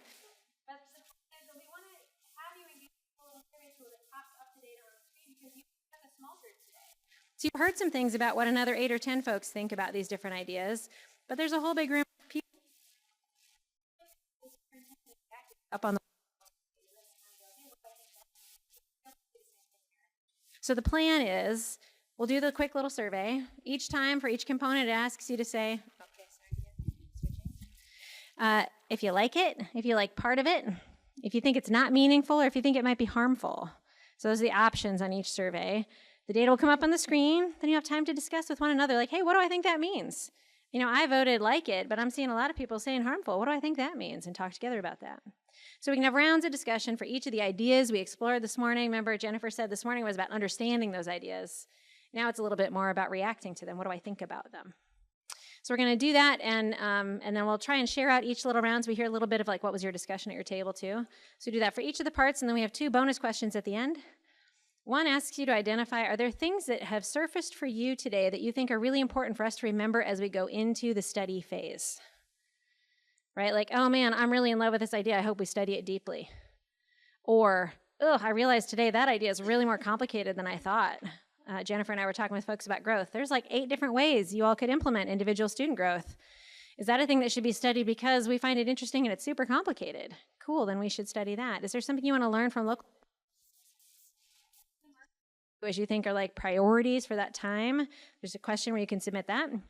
And then the last one is just a word cloud question that's sort of like, what's the one word you want us all to keep in mind as we go from now into study phase?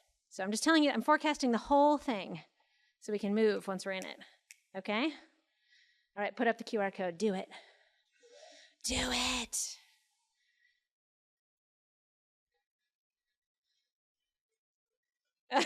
Lillian's head does not have the QR code on it.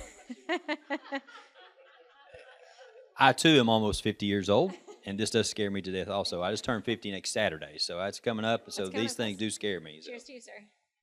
September, that's when I'm turning. It's coming close.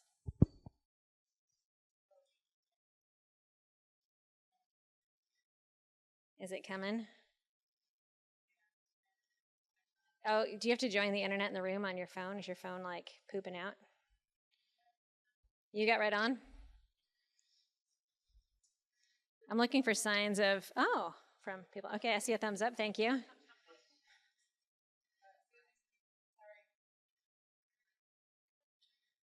She has to switch things so we can see the data, so.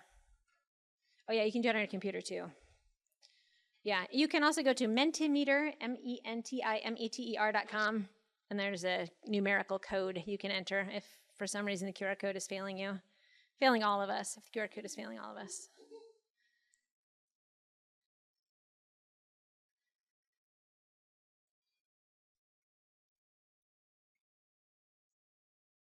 I know it's sort of awkward, but it's worth the wait.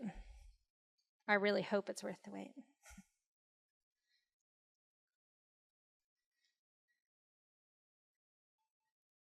Oh yeah, she's got hers up. We're there.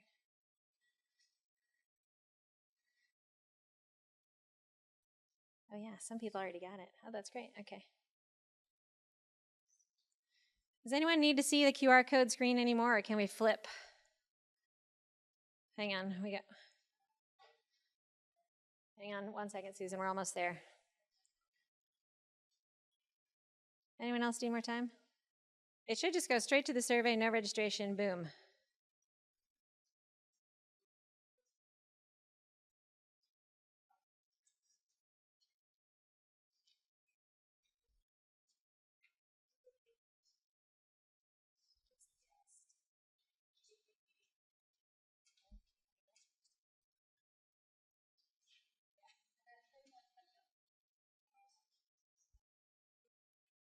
Yeah, we're really breaking form here. I like this.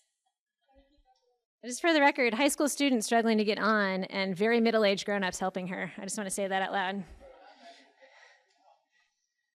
I know, it feels good. Thank you for that. It's really kind of you to be doing this for us. Thank you. Thank you. I really appreciate it.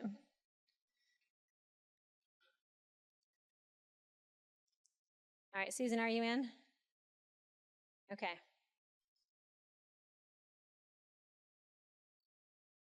Oh. Come back. She just put it up for you. Did you get it?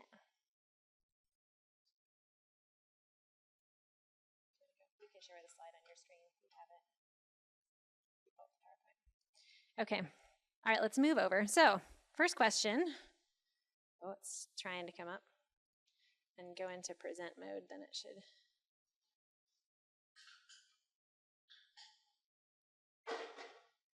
It's working. So, first area, accreditation type school quality measures being included in accountability, that first prototype idea. We've got a lot of like it's, even more, I like parts of it. Nobody's saying they think it's not meaningful. A couple wondering, like, hey, maybe there's something that could be harmful here. So at your tables, in pairs or tables, you might want to pair up. I know it's like a lot to talk across this distance at least. Talk about what did you vote and what do you think this kind of means or says? And are there things we ought to think about as we head into the study phase in terms of considering accreditation type measures? Talk amongst yourselves. Question 1, anything you'd like to share? We gave ample time for a couple minutes here.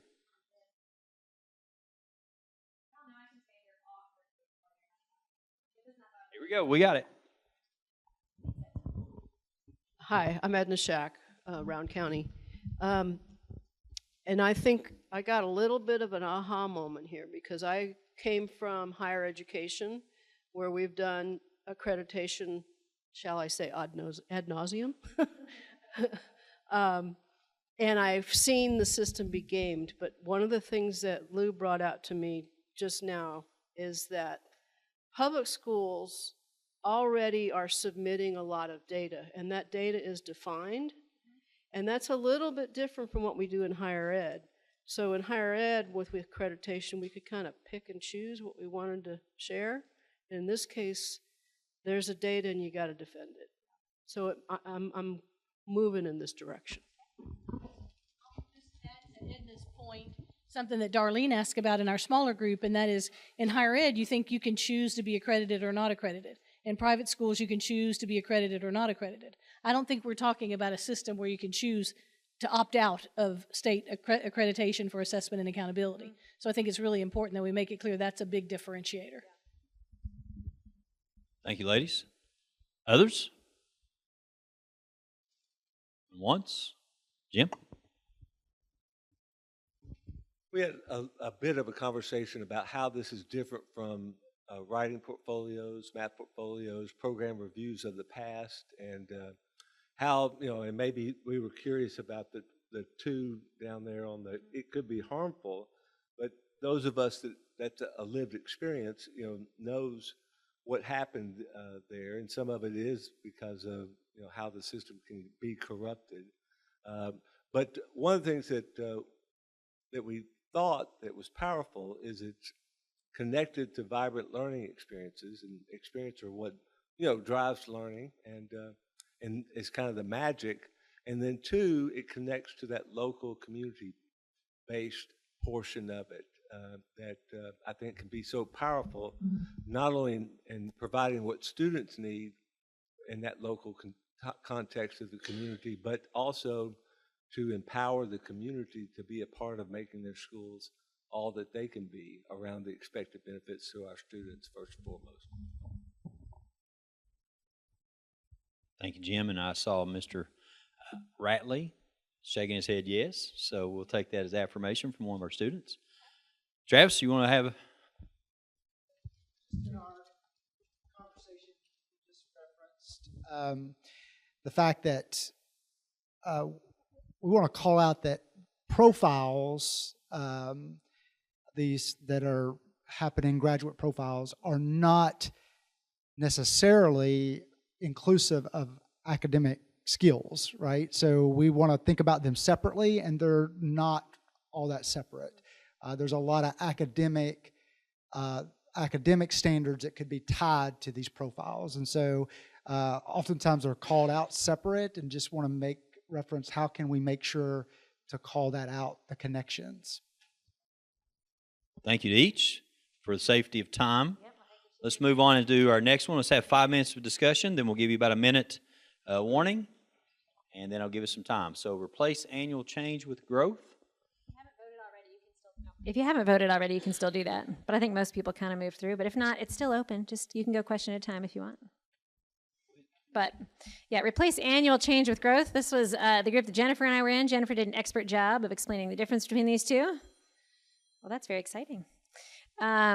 So understanding that difference, folks in the room, this is where we landed. Like it, like parts of it, nobody thinks it's a harmful idea to go to growth, and no one thinks it's not meaningful.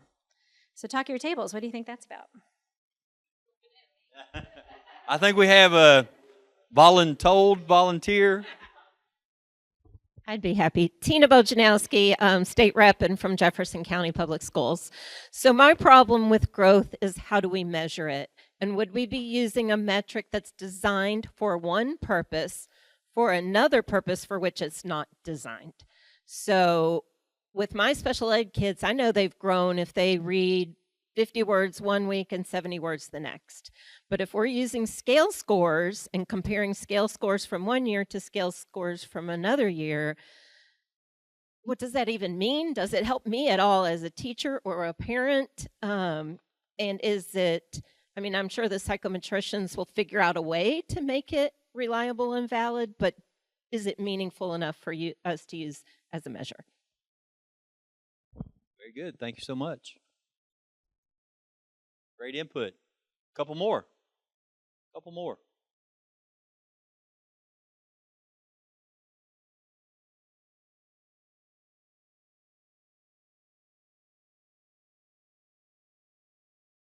Couple more.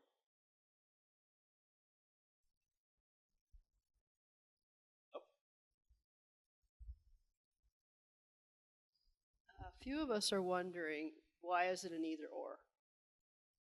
I know Jennifer spoke about in a rating model that you couldn't use the same data twice.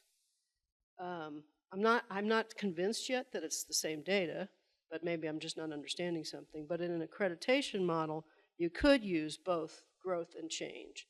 So that's something that I hope we could think about, because to me, if we're looking at change, which is third grade this year, third grade next year, that tells me something different than this is a third grader and this year, what do they look like when that same child is in fourth grade? So unless I'm misunderstanding something, I hope we continue to talk about using both. I just want to clarify because Jennifer's going to be so mad at me. I used that example earlier, and that is a factual description of the difference between change and growth. In Kentucky right now, change is not just third grade, it's an aggregate of all elementary school kids. So it's a very large data set, which is part of what makes the comparison year to year valid. If you're a psychometrician person, is that you have a big, large data set. So I said that, though, because it's easier to understand the difference between the two. But I just want to take this moment to publicly throw myself on the sword and say, Jennifer, I know I shouldn't have said that way, and I'm clarifying. I think, too, a lot of times people, if you just go through the grocery line, a lot of people use change and growth interchangeably. Mm-hmm. Yep. And they're not. I mean, there may be some aspects that match, but a lot of times people say change and growth, and they mean the same thing. We don't have the same operational definition of Right. the two. That's right. Okay. All minds cleared on this question? Advance. All right. Oh, over here. Oh. Alfonso? One more.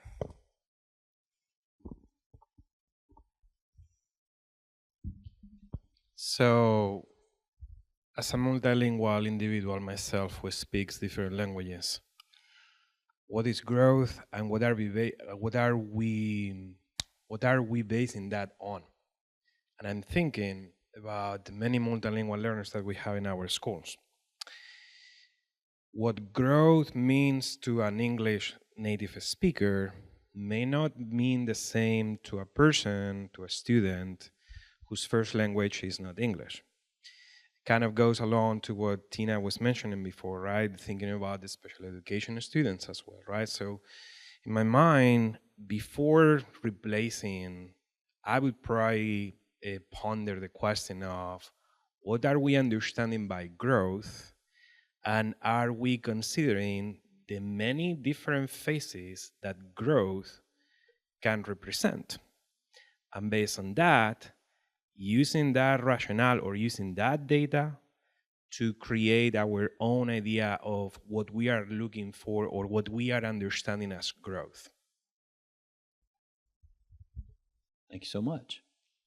That would be, I think what we've heard in the room is a strong argument for people really like the idea of growth, and there are some questions and things that may be harmful about it, which would mean it's a good thing to study further.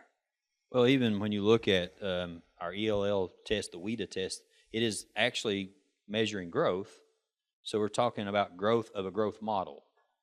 Right. So that's what I think that's what we're doing now when we talk about growth of the ELL. We're talking about the growth of a growth model, which was very difficult for me. I'm not even sure I comprehend that now.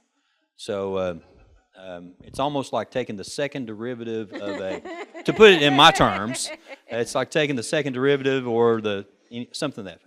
All right, next question, please.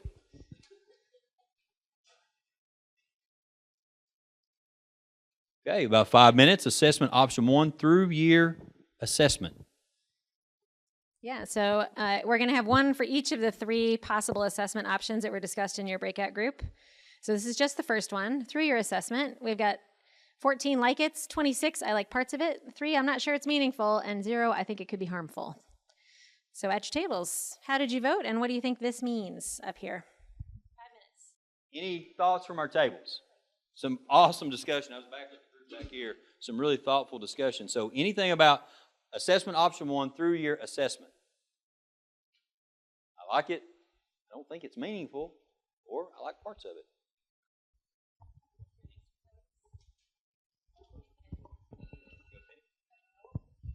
Thank you. So at our table, I mostly listened, but someone said, we're already doing this, just in terms of the multiple forms of assessment. Here's the issue, and I think this goes back to the core of assessment and accountability. My question is, how are you using the data?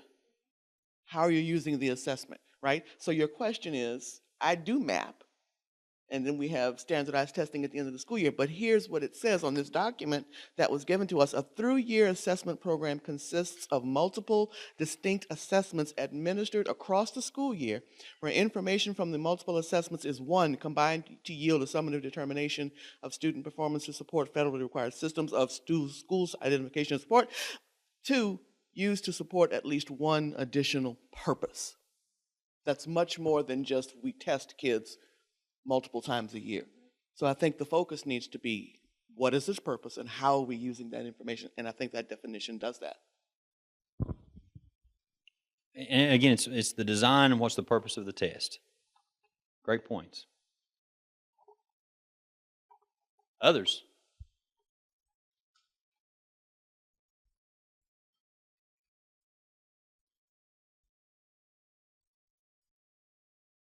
Love to have one more.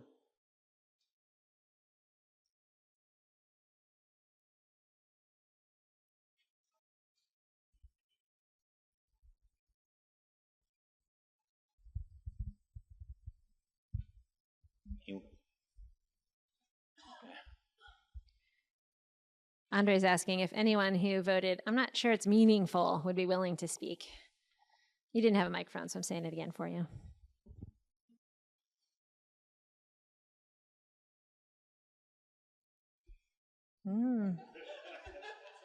Okay, that's okay. That's okay. But please know, first and foremost, thank you for taking the time, to take maybe an unpopular view, but know that your voice is welcome too. Yeah. Please know that your voice is welcome. This is the time for us to hear that. Right. I mean, how many things in our lives have started as an unpopular view, turned into something special?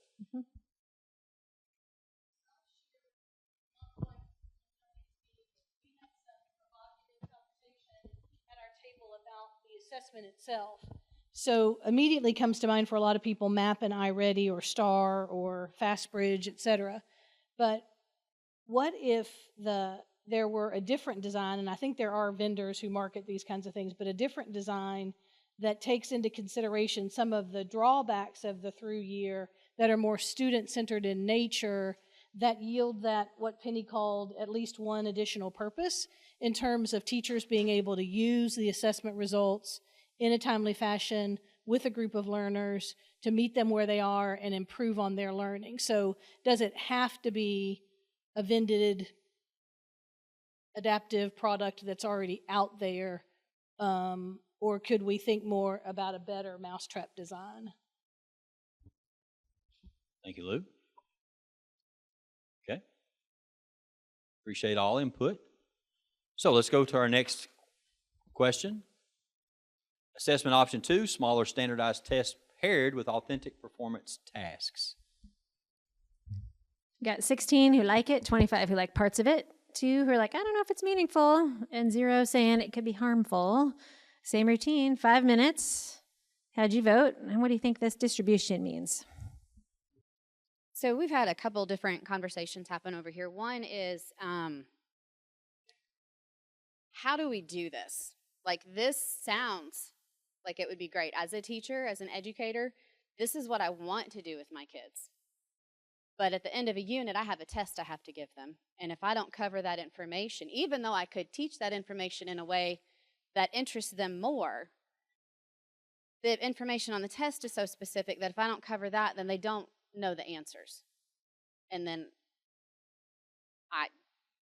I'm in trouble. And they're in trouble because supposedly they didn't learn what they were supposed to learn, but they did, just in a different way. I hope that makes sense. The other thing that was talking about, Penny was like, I'm not going to perform. I don't want to get up in people. Give me a standardized test. Let me fill in those bubbles. So we're talking about the difference in what performance is. Performance isn't necessarily getting up and talking in front of somebody. Performance could be writing down your thoughts. That's still a performance activity. Making a slideshow is still a performance activity. So it's finding those, recognizing that performance isn't getting up and putting on a show. It is showcasing your information in a way that is comfortable for you.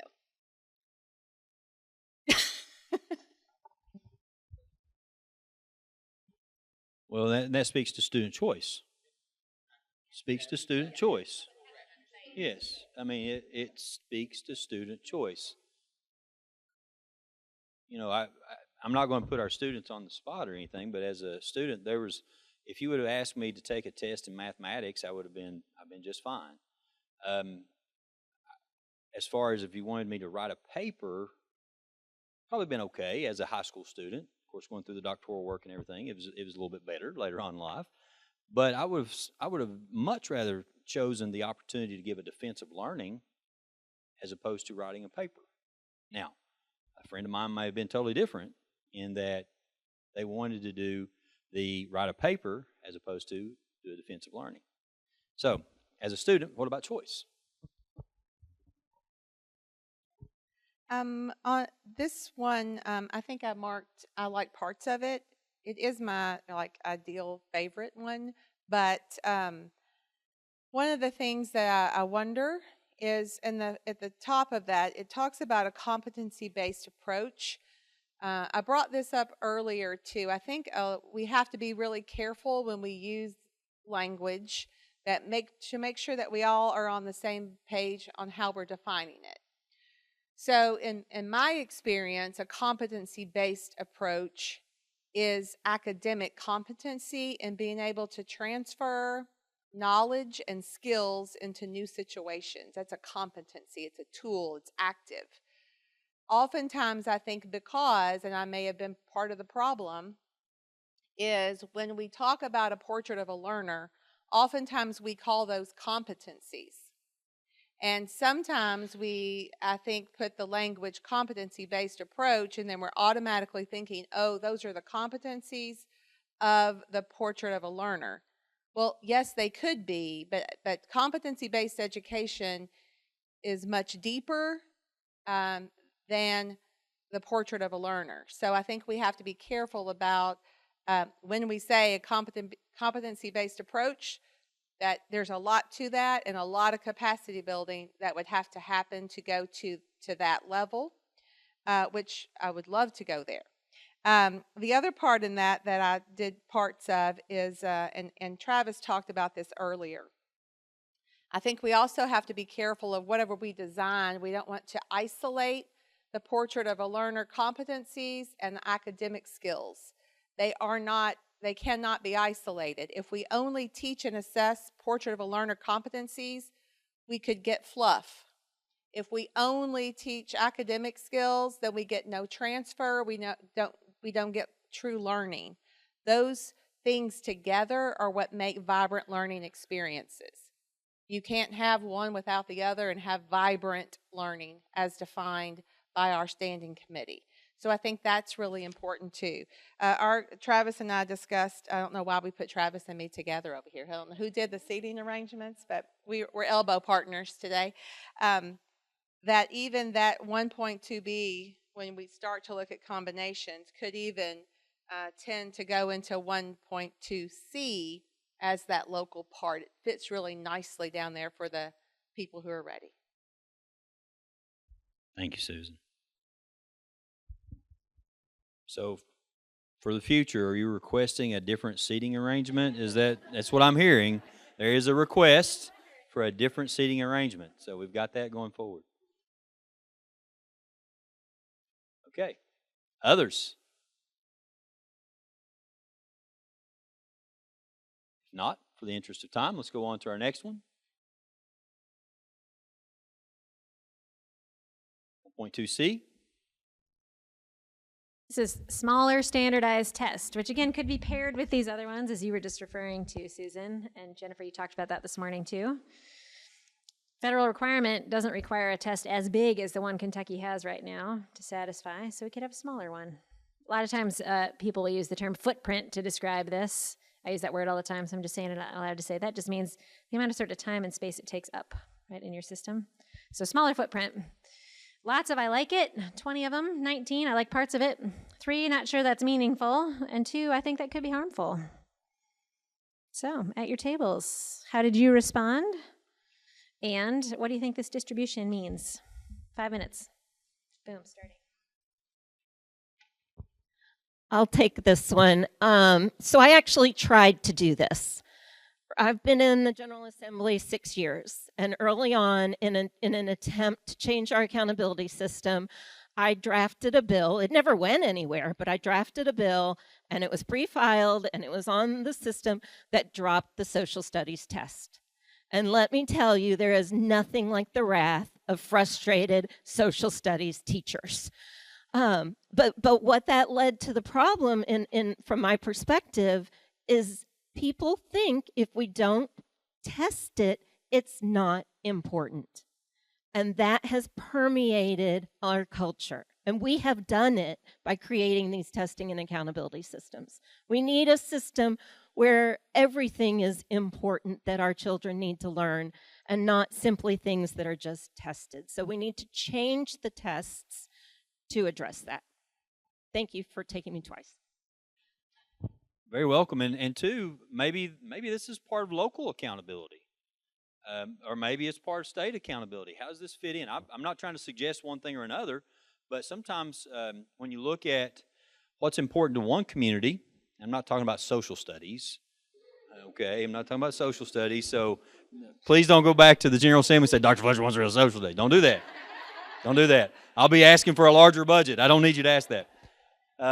No, seriously, what are some things that we find so important on a local level that maybe there are other things that may be valued, not that one's better than the other, but we have different things that are special about, farming and agriculture may be so important to one area versus industry, the Ford plant, Hardin County. May be more about machinery. It may be more about, and of course machinery goes into ag too, so I'm trying not to get in trouble here. But how can we make sure we elevate even local accountability to the point where it's important for everyone? And everybody values that because that's who we are. All right, other points.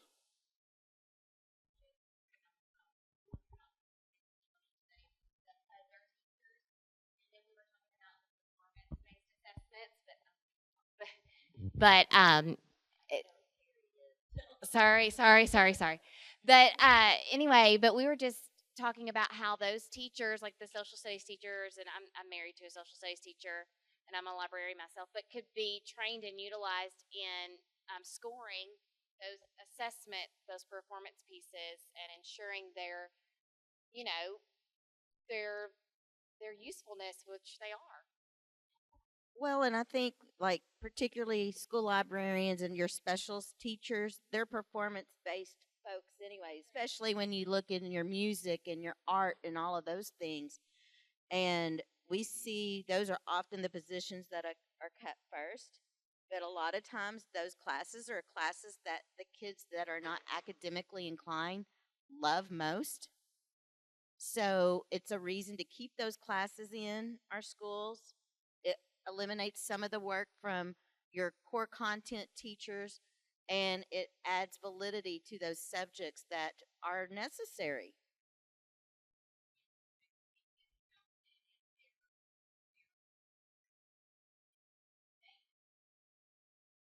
From a standpoint of a media specialist, and don't raise your hands, but how many times do districts use their media specialist to be an interventionist?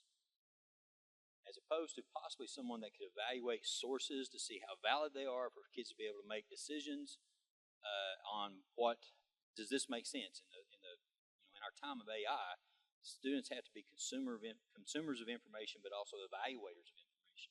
So, an interventionist versus someone that's taught to be a consumer, it's a big difference. Okay, others. Okay, we're going to take the last two questions together because we are towards the end of time, end of our time for this portion anyway. Not hopefully the rapture's not coming. But 1.2C, assessment options 3, smaller standardized tests. You can see is the next one. I'm sorry. What's the next one? Next one. So quickly, let you look at these. Vibrant learning experiences are as one of a list of indicators added to Title I Replacing School Climate Survey. And or flip to the next one. And then the other one.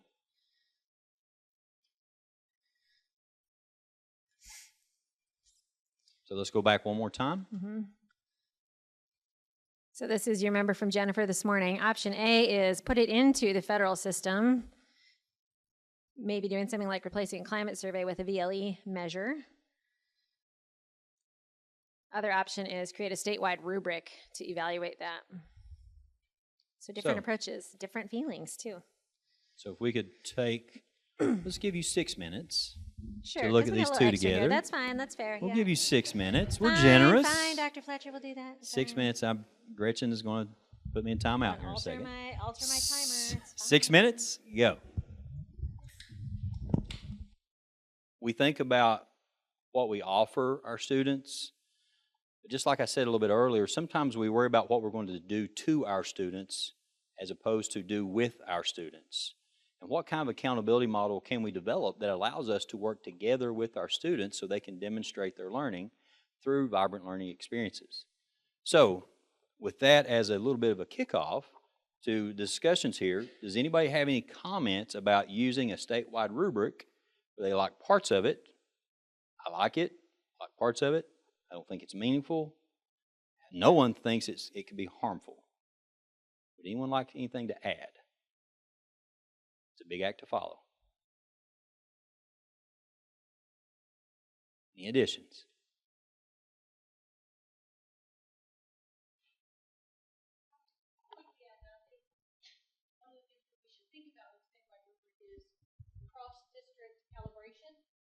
So if I use Shelby and Bullitt, for example, districts partner with one another, hold one another accountable, teachers calibrate together around a common rubric, begin to benchmark student performance and evidence. I think there's a way to eschew the bad experiences of the past around program review and do it in a way that's more trusting of educators as we think about ways to partner as accountability partners in the work. And so what I'm hearing is, how do we lift each other up? And then how do we challenge each other to be better? We hold each other accountable. We point at, these are ways that we can improve. If you've been in Shelby County to see their defenses of learning, it's phenomenal. I think actually do some at like the outlet mall there at Simpsonville. So that's not in a school setting. Parents are likely to come to things like that. So look for different ways to have those demonstrations of learning, those defenses of learning, if you will. But to go back with what Lou was saying, if you look at that comparability, if you will, or actually probably consistency. Thank you. Calibration across districts. How do we do that with each other? How do we lift each other up? How do we hold each other accountable? That's a heavy lift, but how beautiful could it be? Let's look at the other question real quickly as we close here. Go back. Any comments about vibrant learning experiences as one of a list of indicators? In other words, if I read this correctly, it's almost like we do with our transition readiness. If I'm reading this correctly, you could select vibrant learning experiences as one of a list of indicators to replace climate survey. Any thoughts about this? I think the biggest distinction here is just it puts it in the federal system if you put it here. The other option would be a statewide thing that you do just in state. Thank you. Yeah. Oh, I'm coming.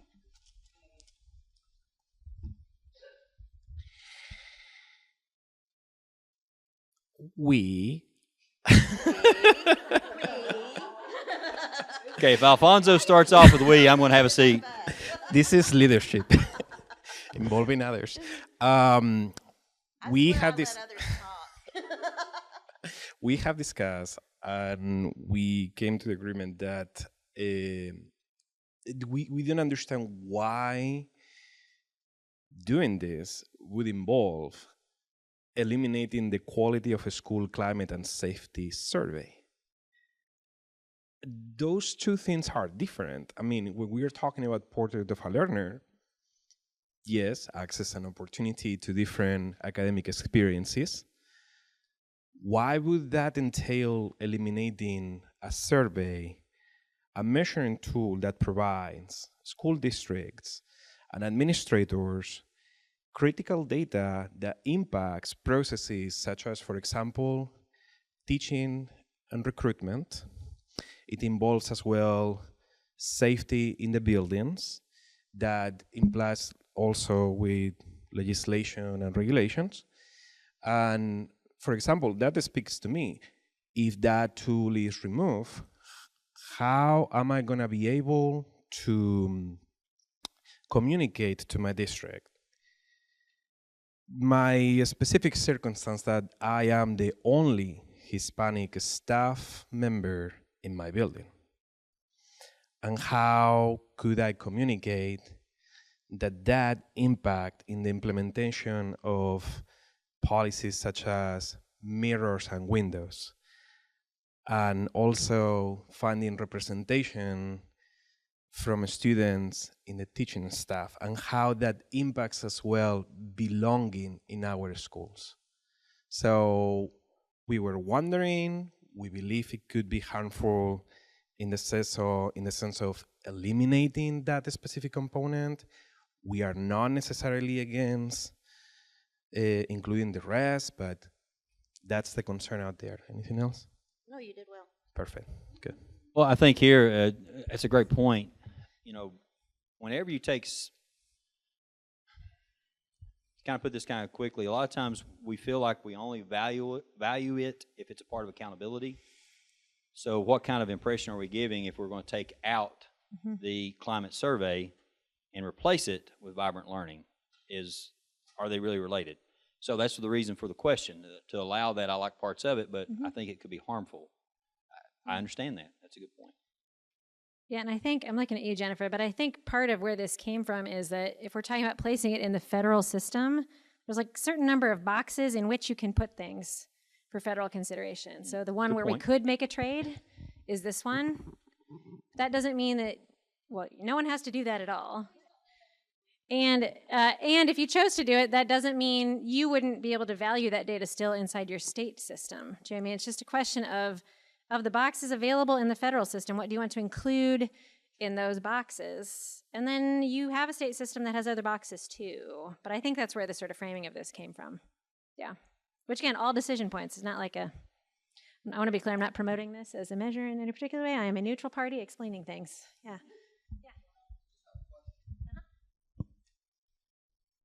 So if it becomes part of the Title I as a federal requirement, does that mean the federal government creates the criteria for that category? No. Okay. It's like we have one box where we can do that ourselves. And this would be changing what we choose to put in that box. Okay. But they don't. Okay. That's right. Yeah. Yeah, that would be creepy to ask them. Mm-hmm. Yeah, right, thank you. And you can also waive and ask for others, that's true. Yep. Yeah. But again, I mean, I will say, like, I'm really glad the conversation came up because this is where we are headed, right, is into a study phase where we try to haggle some of those things out, right? Goal of today is, do we understand a variety of options that could be considered? Do we know what we want to learn more about, such that in this study phase we can get down to those details and then be able to make some decisions together that we do feel good about, understanding that there will be compromises among all of us as we do this, right? So it's really good you raised that for all of us to consider. Thank you. And shifting actually to the next slide, just going to mention these quickly, and then we're moving on. Keep going. So there were 2 more questions in the survey. You can't see all the responses here because there are 62 of them, and this font is already impossibly small, but don't worry, we can share this with you later. But this was the question, what do you hope we study well on our way to version 3.0? And you guys had lots of ideas about that. So we've gathered those, we'll share those with you. The last question was, what is one word you can use to tell us what is most important to you about the future of assessment and accountability in Kentucky? And we made this little word cloud, and again, the words seem kind of tiny. I'll say big words include things like equity, growth, meaningful, student-centered, continuous improvement. Equity and equitable are both up there too, so you should make that word bigger in your mind. Understandable, valuable, purposeful, useful, clear, language accessibility, authenticity, truth, difference, innovation, yeah. So we'll keep that in mind too. So we're going to close on this part of the agenda, and I think, Karen, you are coming up to talk about the study phase itself, because we keep referring to it, right? Thank you, Gretchen. Thank you, everyone. Such great conversation. Come on up here, Susan's joining me. So we are getting ready to move into work groups, but before we do, can you go to the next slide? So what she's pulling up here is the roadmap again, which you all should hopefully have in front of you. And is it up there? There we go. Okay, so we've talked a lot about these prototypes and the development. Your feedback is part of this very first one, bottom left. All right, so prototype development, engaging, revising, sharing, all of that kind of stuff. We have been doing all of that here this morning. Legislative awareness. We've had a lot of legislators in the room today, and the intention is to continue over the next year to engage our legislators continually. So again, we appreciate you all being here. We are getting ready to move into the study phase. So this is this fall. So from what we learn from all of the feedback that we've gotten thus far and from all of you today, this is going to inform us as to what questions we need to ask when we take this to additional stakeholders. So that's really the purpose of us having this interim convening in the summer, which we don't normally have, because we know that this work has to keep going, and we needed to make sure that you all have been engaged and are hearing the initial thoughts and giving us your initial thoughts around these first few prototypes. What is that going to look like? But what are the questions that we need to ask moving forward? So we're going to be moving into some work groups and discussing that a little bit further. Thank you, Karen. Good afternoon, everyone. So I'll talk a little bit about the work groups, but before I do, just to give you a sense of the timeline, what we've been talking about today is prototypes version 2.0. Our menu of options group saw 1.0, weighed in on the basis of their feedback. We came and brought and shared version 2.0 with the whole council, as well as the other stakeholder groups that we heard their feedback today. We are then going to take all of the feedback we heard in this room and create version 3.0, right? For example, Dr. Fletcher said, hey, individual student growth is looking real good. We need more specificity. We have specific questions to ask, but it looks like there's consensus that that might be a good idea to move forward. That idea will be reflected in version 3.0. We'll be taking version 3.0 to the Kentucky State Board of Education at their August meeting and sharing what we learned here, continuing to share the feedback that's being gathered throughout the state with the state board. Based on their input, we'll then have version 4.0 in mid-August. Version 4.0 is what we want to bring forward into this study phase. The study phase is absolutely essential. We have a very ambitious timeline. We have big, lofty goals to get to the moon by summer 2026. And in order to do that, our council needs to have information about how these ideas resonate with the field, what are the key implementation considerations, what are the technical quality issues. All of that information needs to be gathered through this study phase, so that when we meet again in October, we have more detail, we have more information that we need in order to move forward and make recommendations to the Department of Education as a council. So how are we going to structure that? Luckily, we have our amazing working groups, and we're going to put the working groups to work to try and help answer some of the key information challenges and needs that we have as a council. So we have our Engaging with Communities working group. This working group is focused on communication. We can't bring everyone in the Commonwealth here to sit in this conference room all day and talk through every single prototype and the pros and cons with them. We need a way to communicate about this work that resonates with community members in a way that they understand it, in a way that they can meaningfully ask questions and engage.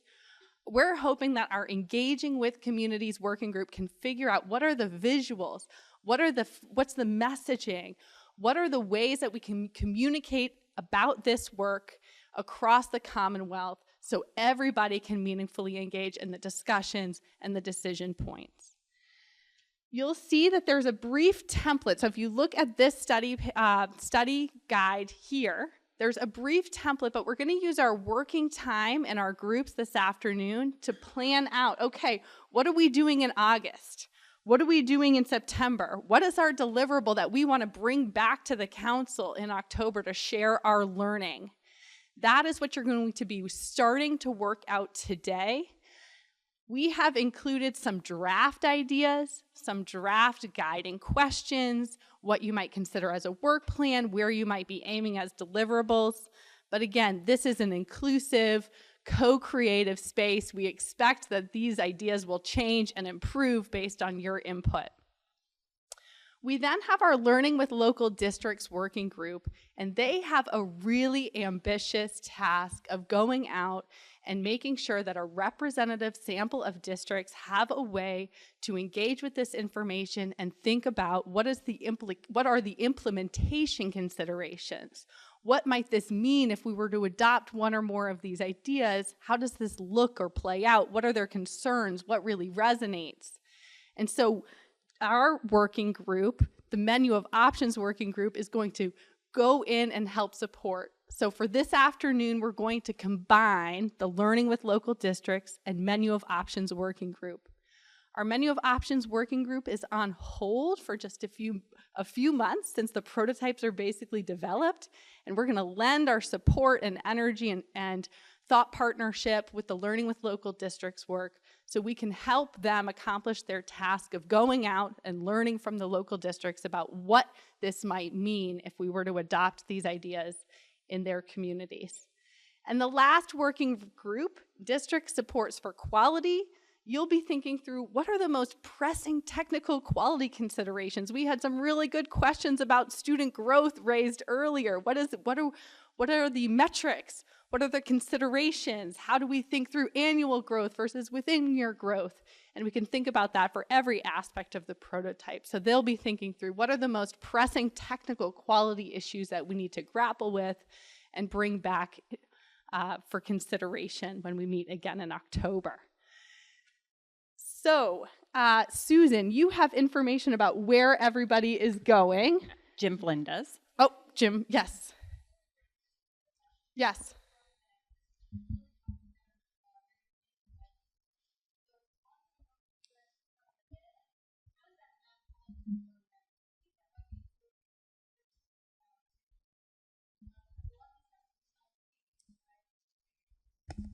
Yeah, well, so I think first I would recommend that we get clarity on what we're deciding our big ideas, so coming out of the study phase, and that will help us determine do we need the federal government to help us in that space? And then I think, the federal government has been encouraging states to start conversations.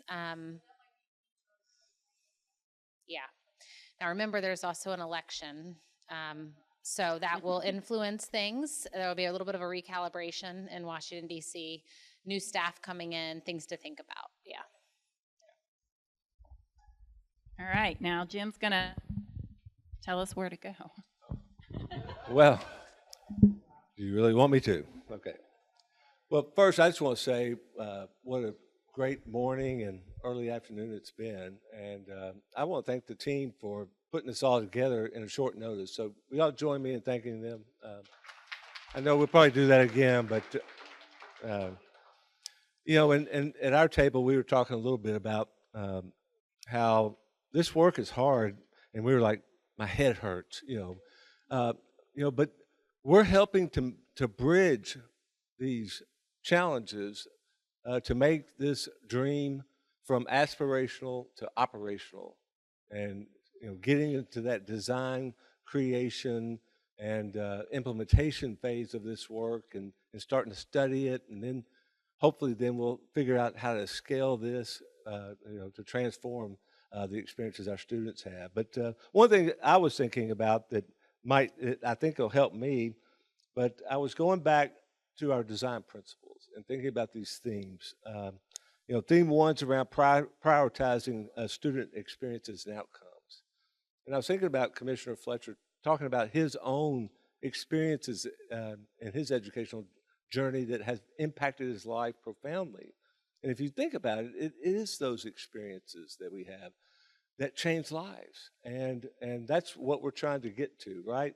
And so think about that design principle, because at the end of the day, we want to change lives for the better, and we want our students to be empowered, engaged, and energized as agents of their own learning, right? And so So think about that one. The next theme, and these are on page 14 in your reimagining assessment accountability there, is valuing local context and expertise. And as a superintendent, I always said a community gets the schools it wants. And I think this theme reflects the importance of ensuring that the community's voice and values, needs and wants around what matters, the expected benefits of our schools and the education that we provide to our students in that local context. So what I found is that when we engage our local communities, then they're more willing to join us, to invest their time and resources to help us make this happen. And I think that's why this theme is so important in our principles. And then the last one is continuously improve within the state policy context. And one thing that I know for sure is that the system is always perfectly designed for the results we're getting today.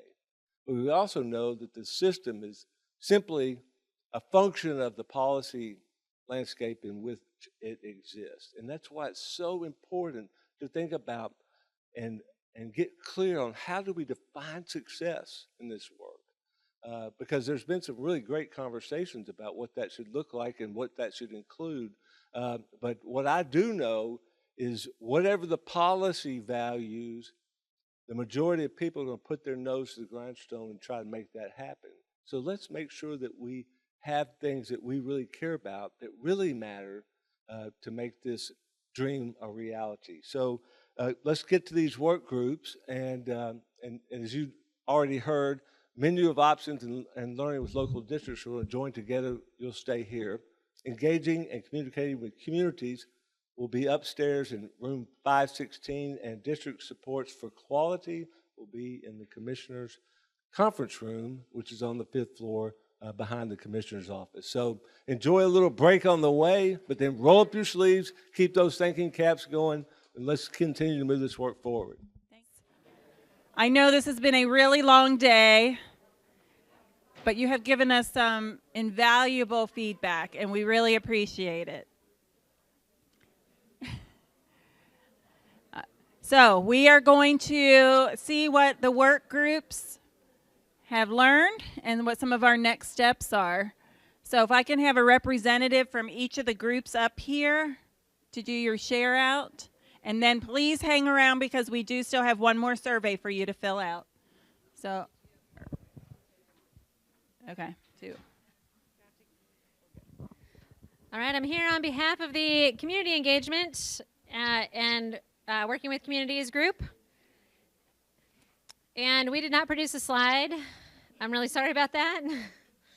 I also, after all my pronouncements, totally did try to go in the outdoor at lunch, so I'm 2 for 2 on following my own directions so far today.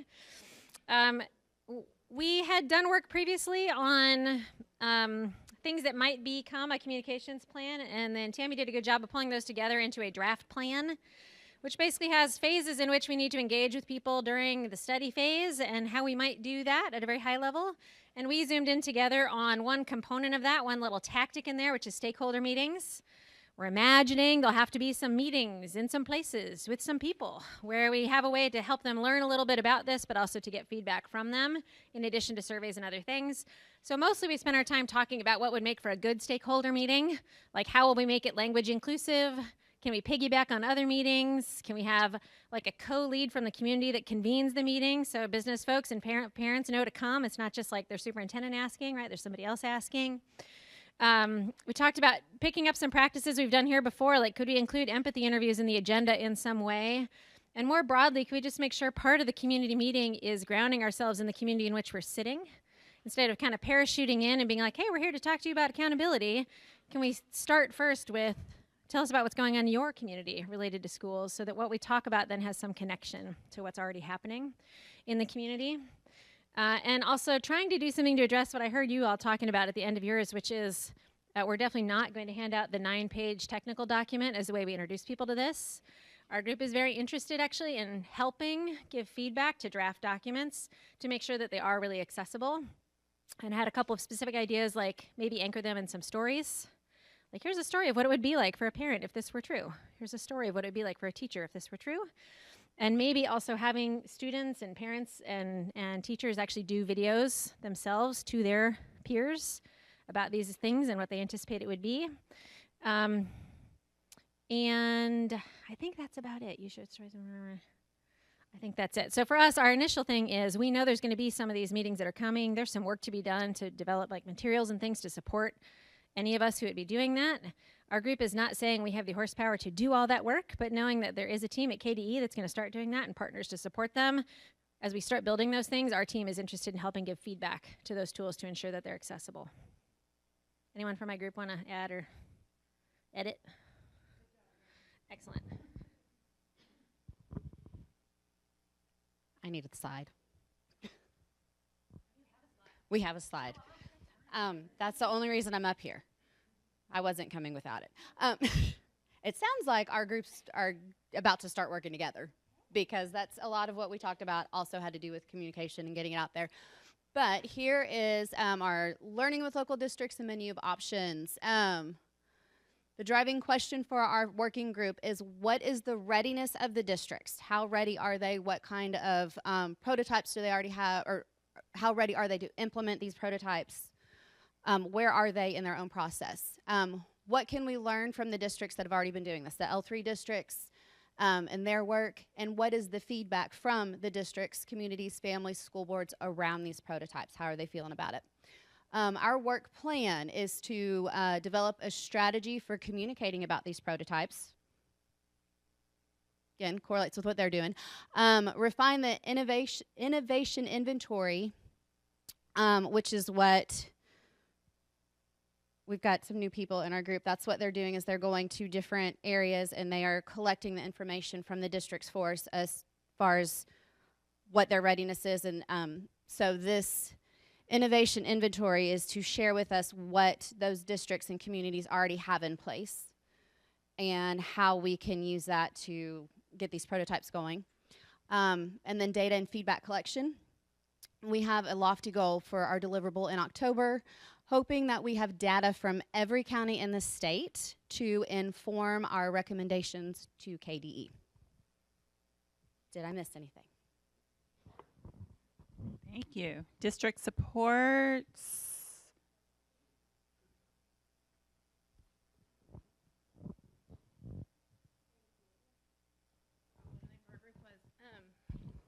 Okay, so our big driving questions were, what are we learning about what districts need to support their local assessment and accountability efforts that might inform the full KUWL effort? So one of the things we looked at were like talking about different dashboards and reporting, but also how are we going to get those resources to our districts to figure out how we're all going to do this together. That's kind of the big question. And then how can we help districts and the state build a system that is trustworthy, meaningful, and useful? Trying to sell this as what it is, something that we can build that is trustworthy, that our community is understanding how it works. That's going to be a key and something that's kind of difficult, especially when we're asking, like, how are we going to do this? If we go towards this performance-based vibrant learning, which is what we want to do, how are we going to actually implement it? So, and how are we going to ensure that that's trustworthy? So in order to do that, our work plan is to create a set of resources for districts to respond to. Common language has to be a key. We all have to figure out what we're saying so we all stay on the same page. And then the technical resources, what are those going to be? Outreach to pre-service as well as in-service educators. That's going to be where the big lift is, I think, trying to figure out how we're going to get to the teachers who are coming into the field, and then the big mind shift that is changing essentially how we approach education, period. And then focus on two parallel lines of inquiry: technical ability to assess, and then making the case to a community. So again, selling that idea to the community. Our deliverable for October is reporting feedback from a range of stakeholders, their current and anticipated needs and responses to created resources. Did I forget anything? Nope, we're good? All right. Thank you.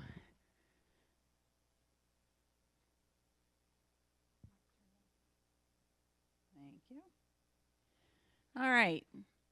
So as promised, we have a couple surveys, and we finished up early. Remember, we said we'd be here till 4 o'clock, so we intentionally saved this time at the end because your feedback now is critically important.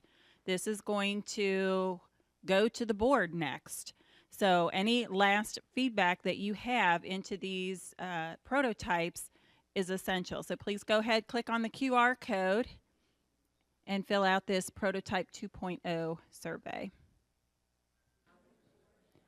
Okay, feel free to continue filling that out if you're still in the middle of that. If you're wrapping up, please be sure to leave your name tags on the table. You can take your binders with you. Name tags and name tents stay here. If you have a hotel receipt, you can give that to Susan today, or you can email it to her. That was all Susan told me to say to you. I'll be sending out travel vouchers. And she will be sending out travel vouchers. And now I will hand it over to Penny to close us out. You all ready to go home? My brain is oozing out of my ears. It's a good sign. It means we worked. So I appreciate you all. So our next convening, October 21st and 22nd. So what's important here is recommitment. We give you the option at the end of a good working year to run away. We don't want any of you to run away. But seriously, the recommitment means you're buying into this work for another year. This work is hard. It can be a little challenging, makes you question some things, right? So when you consider the recommitting to this, do so with a good heart and be honest. If you can't do it, you can't do it, right? Susan will be sending out the recommitment, or it's right there because I didn't see it, so it's right there. So feel free to access it here. If you have questions and you don't know if you want to recommit, reach out to me. As chair, I've been on this since KCAE, since the beginning, and I'm tired. But there's work. But there's work. I'm tired, but there's work to do. And if you really aren't sure, and if you question whether or not you have a place here, please come to me, because I assure you, you have a place in this work. 21st and 22nd is convening. Thank you all so much. Dr. Fletcher, anything you want to say? Wrap us up? Just to wrap up, just like what Penny said, this is a heavy lift, but your input, I hope that you walk away today feeling like your input was valued, because it was. We took data from data points that we want to review. I'll be honest, I learned some things today. I really appreciate the time that you took to listen, because there may have been things that we disagree on, but you know, I didn't see anyone that was disengaged. Everyone was engaged. As a matter of fact, something I thought was a huge win for us today was in talking with Dr. Flynn, that our legislators seem to be recommitting and maybe even bringing more back. That's huge. That is huge, to have those players in the room, that we're involving them in the decision-making. That's huge. But also, too, to have our two students. Thank you, folks, so much. Started off with Mr. Ratley today to talk about some issues, and then, of course, we had our vibrant learning input and other input from both from Ms. Broderick. Did I pronounce that correctly? Thank you so much. And but again, thank you so much for what you do and who you represent. Go back and talk to people. Go back and get input. Come back and tell us. You know, my cell phone is 606-371-2587. Again, 606-371-2587. If there's some questions that you may have for me, I may not have the answers. I'll try to find out. And if you just want a question, say, have you ever thought of this? I'm very open to that too. So again, this is a team. We want to take the input of our teachers, our students, our educators, even those daggone superintendents sometimes. No offense, Travis, but even as a former superintendent and Dax, we want to hear from all of our family, all of our people, because we have to have buy-in to move forward. We want a system that changes the everyday classroom for the better for our kids because we owe it to them to give opportunities that will allow them to dream, to struggle, or to persist, and more importantly, to succeed. And this is such important work towards that. So thank you so much for today. Again, the phone is open. Text me anytime. If I can't text you right then, I'll get back to you as soon as I can. Thank you so much. Thank you all for being here. Be careful going home.